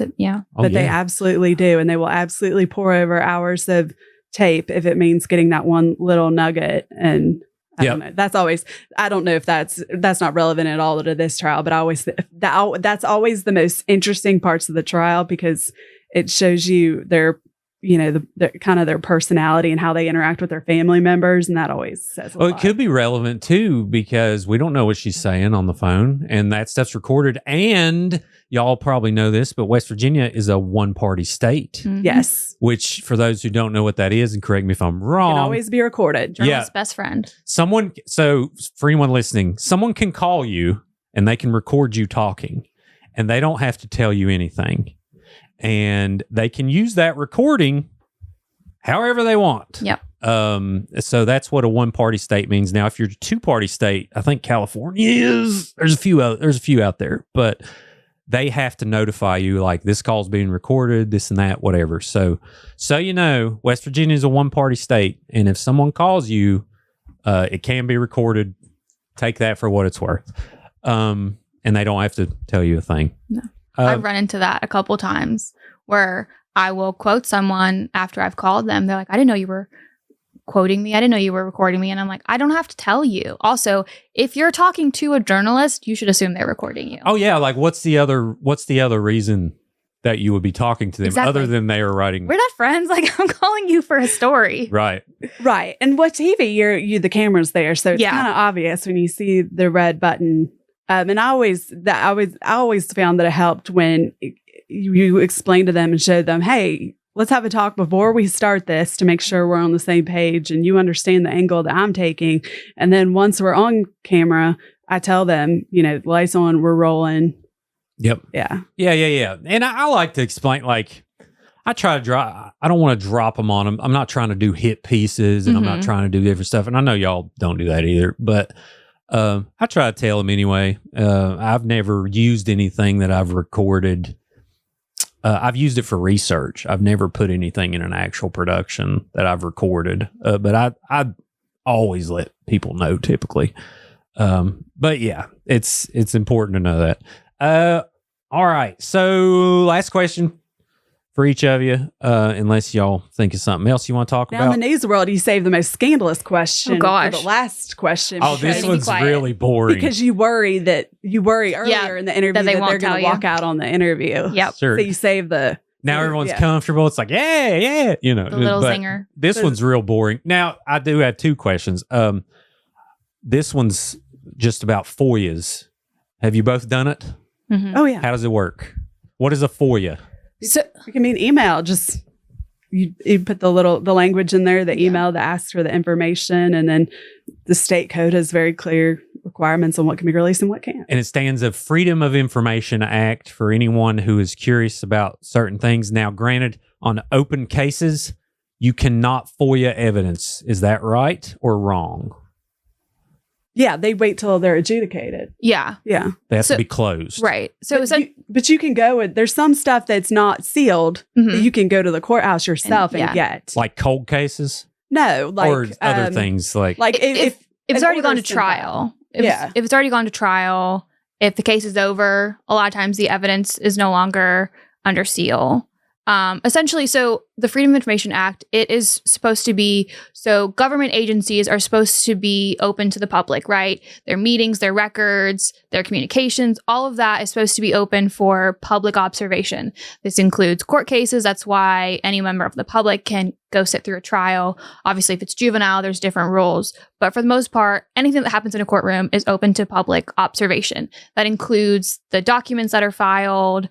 Again, when things are going to trial, there's, evidence that's often sealed you can't look at until it gets presented or after. But for the most part, everything's public.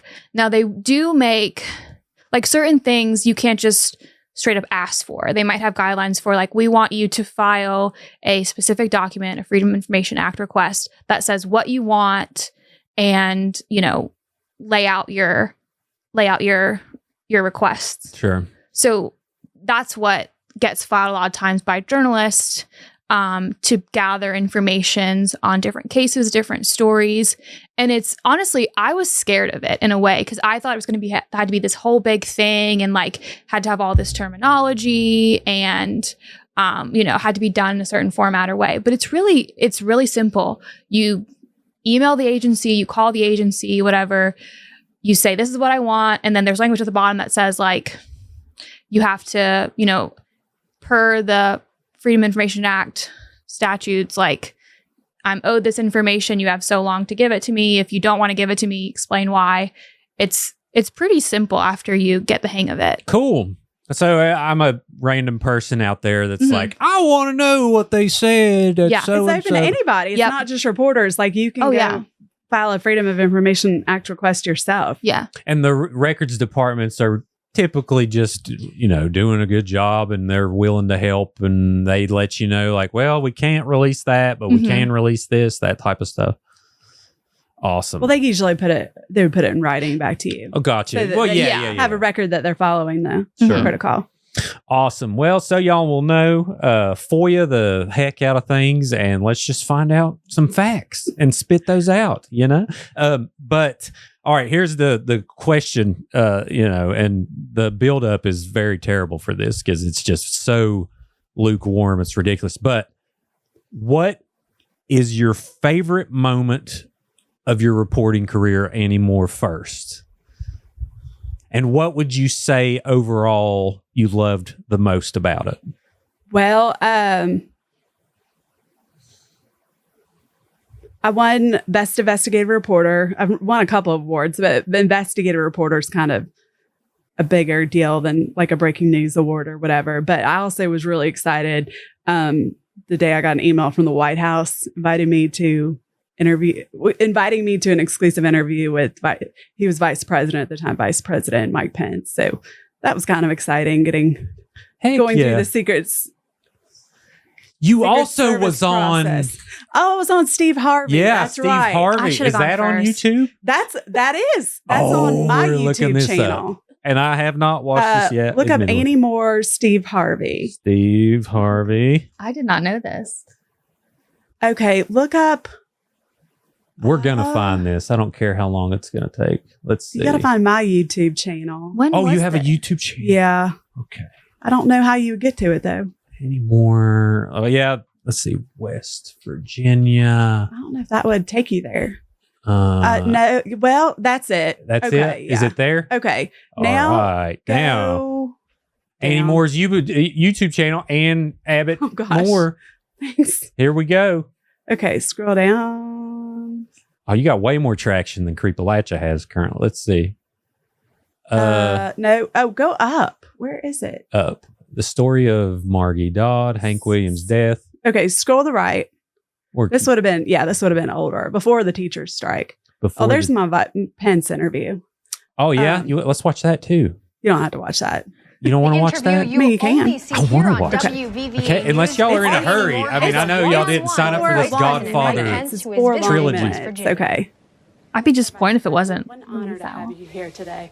Thank you, Annie. Obviously, a sad day for Republicans on their way to the retreat. What was your first reaction when you heard that? The train had just crashed on the way to the Greenbrier. Oh, no. And, my family and I had the opportunity to ride that very same train to come to conferences at the Greenbrier here in West Virginia. And so when we first received word of this, we were very troubled. It's not that exciting. Oh, it's exciting. Annie Moore. WVVA talking to it's only the exciting vice that president. I got the interview. I was too intimidated to throw too many hard balls. You didn't sound listen to this, audience. Listen to how solid this question is. No shakiness at all. One-on-one with Vice President Mike Pence, who is visiting there was West shakiness. Virginia. Oh, there's no shaking. Vice President, what an honor to have you here today. Thank you, Annie. Obviously, a sad day for He even said thank Republicans you. on their way to the Like he knows retreat. you. What was your first reaction when you heard that? Y'all are besties. Wait, now scroll to the end and I'm going to show you something. They said I couldn't get a picture with him. So what I did was I shook his hand and turned and smiled. Oh, yes. And then I screen captured it. Question on everyone's mind: will we see Mike Pence on the ticket in 2024?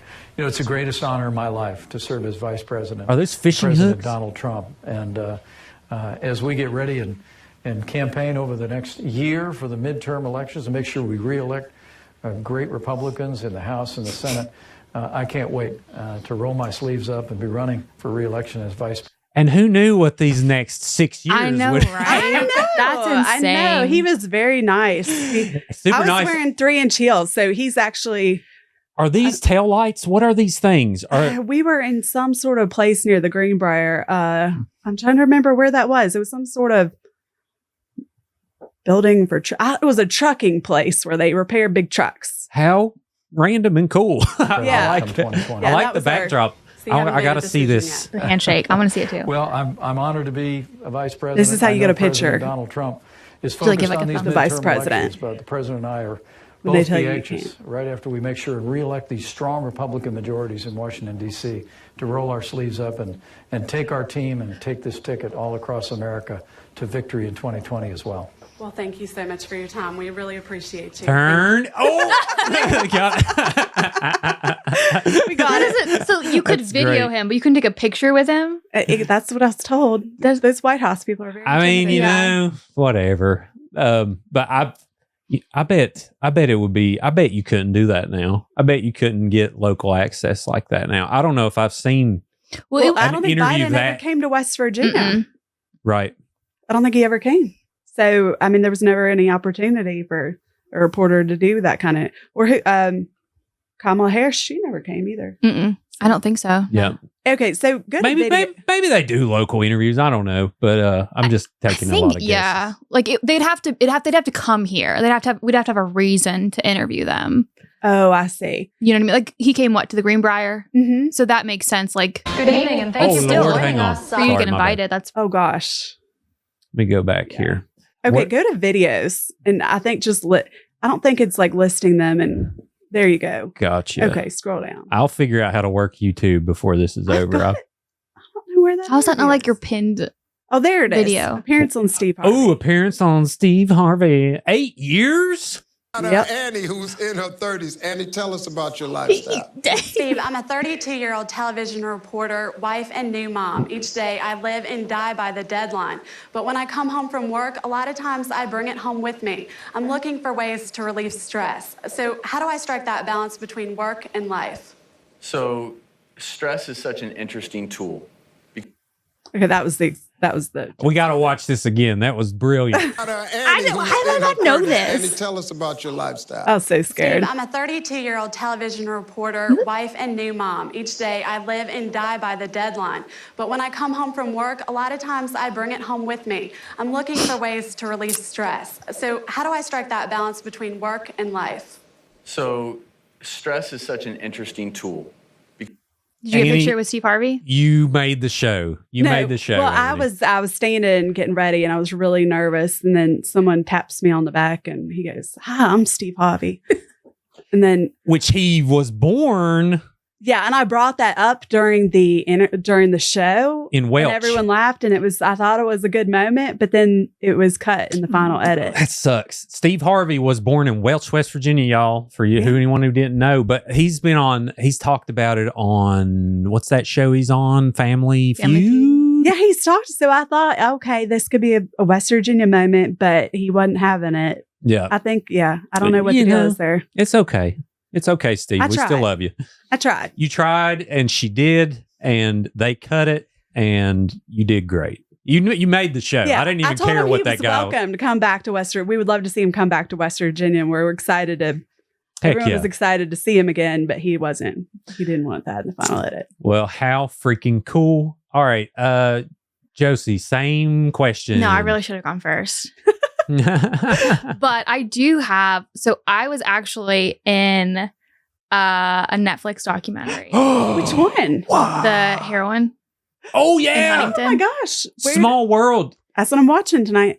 You know my mentors are Elaine and Curran. Are they really? Yeah. Yeah. She came to Jan Rader's swearing in as the first female fire chief, and had like her whole like setup because she was the producer, and she also videoed it. Like she was the videographer. Oh yeah. And so she was there following Jan Rader as one of like the 3 females that she followed in that documentary. Yep. And Is Jan Rader the mayor? Jan Rader was the fire chief. Oh, okay. Okay. She was also on the like opioid task force that the city had to kind of like address problems in Huntington. You mentioned the word badass earlier. This is Talk them. about a badass. Mhm. Yeah. Well, all 3 women Oh, featured in the Heroin documentary. For sure. Made by Elaine Sheldon. Shout Mhm. out. So this is PBS or A&E? Netflix. Oh, These are Netflix. different. These are. Let me look up Netflix. Yeah. I'm gonna watch that tonight. I get like It got nominated for an Oscar. did. You could be an Oscar winner. No, not me. I mean, I'm just in it. Like, Well, I mean, you're playing a role. Which part are you in? So it's towards the end. It's when Jan is getting, it's after she's sworn in, and one of the guys that she helped essentially save from, turn his life around. He was he had substance use disorder, and she had been there while he was going through that. He attended her swearing in, and we interviewed him, a couple of us with the news. And it's me interviewing him, like, why did you want to be here today? What does Jan mean to you? I remember that. Oh, And he, answers, like, talks about how, like, she saved his life and everything like that. So it's me being a reporter. How cool when you was in Huntington. Yeah. Awesome. Yeah. Well, we'll watch the trailer here real quick. It's sad when you can drive around the city and say, oh, somebody died there, somebody died there. You were doing so good. I lost my job and shit. I couldn't help it. This is the one place I could turn to. I can't tolerate you lying to your probation officer. This is our community. We will not be defined by this problem. Don't shy away from. I want to give you some direction and some structure. Usually come out one night a week, then we just give you some food. Our parole officer didn't expect nothing from me. We don't roll that way, do we? There's Jan. No, man. Today's special day? 5 months clean. 5 months clean? And I don't care if I save somebody 50 times. That's 50 chances to get into long-term recovery. It is amazing. And some about Elaine too. It's so well done on, like, maintaining the humanity of people. And after this happened, there's all kinds of things that just started happening positive for Huntington, and Elaine is instrumental in a lot of things for my family. She done a documentary about McDowell County. It's called Hollow. And yeah, that's a good one. That bounced, all kinds of things. Parts Unknown came because of Elaine. Mike Rowe put a roof on the food bank because of them watching this story. Oh, wow. So it's nuts. But I love Elaine. But early on, I would talk to Curran. He probably helped her shoot. Did you ever meet Curran? I don't know if he was there. I only saw them shoot the one time at her swearing in. That was the first time we had even known that they were shooting a documentary until it came out. Yeah. Curran, he helped me. He convinced me to quit my day job. So shout out, Curran. I'm glad he did. Yeah. Thank you, sir. Yeah. But go back to, so that moment was impactful. What else? Well, it was just cool, right? Because I didn't know what was happening. Sure. And then one of my favorite stories that I did was I got to interview like a 90-plus-year-old Rosie the Riveter. Oh, wow. She was from Milton, West Virginia, and she remembered everything. She remembered her life she was actually a riveter, like where you, like, I guess, put the bolts into planes. That's like what it's called. And is this her? Oh, wow. No. Let's see if we can. This is her. Oh, got it. I found her. So they had a little ceremony for her, and then I interviewed her afterwards and had a different story. Can you explain the impact of that during the wars, right? I don't know the exact story, but so obviously a lot of the men were fighting, and this left the women to kind of take up the jobs of the men, and they were called Rosie the Riveters. And so she was one of them. I think her sisters were as well. And just kind of the experience of, going from being a mother, at the time that was kind of like your role. You were a caretaker, you were a homemaker, and then to now be kind of relied upon by an entire country to help produce, put together weapons, maintain airplanes, like things like that. Like you were very vital to that effort. I think it was just so interesting to me to hear about how proud she was about the work that she did. And also just, she was over 90 years old when I interviewed her, and she remembered all of it. She's from, she grew up in West Virginia, and just to hear her story, we talked about Natalie Cochran and all that stuff, but the other side of being a reporter is getting to talk to the local people and hearing their stories. And that's really what I love about journalism is that it's not just the hard nitty gritty stuff. You get to hear, people's life story. And she told that to me. And it wasn't for publishing, but like I had the photographer do, the Rosie the Riveter prose with her. And I have that picture. Oh yeah. And yeah, I love it. Is it online? No, I don't think so. It was just, she'll keep that for herself. yeah. Well, how freaking cool. Y'all, thank you for doing this. Thank you for having us. Yeah, I hope you had a good time. Everyone else, please subscribe to Creepalachia on YouTube, TikTok. We're about to pass 10,000 followers on TikTok. I'm pretty excited about that. We've been going at it pretty hard for a month. We also have the podcast outlets on Apple and Spotify. And do you have a creepy story to tell? Get a hold of me. Now, granted, it can range from a lot of things. Today was true crime and the reporters behind that. But also, if you had a near-death experience, if you saw Bigfoot and he gave you a near-death experience, we want to hear about it. So email me at creepalachia@gmail.com. And until then, long live Appalachia.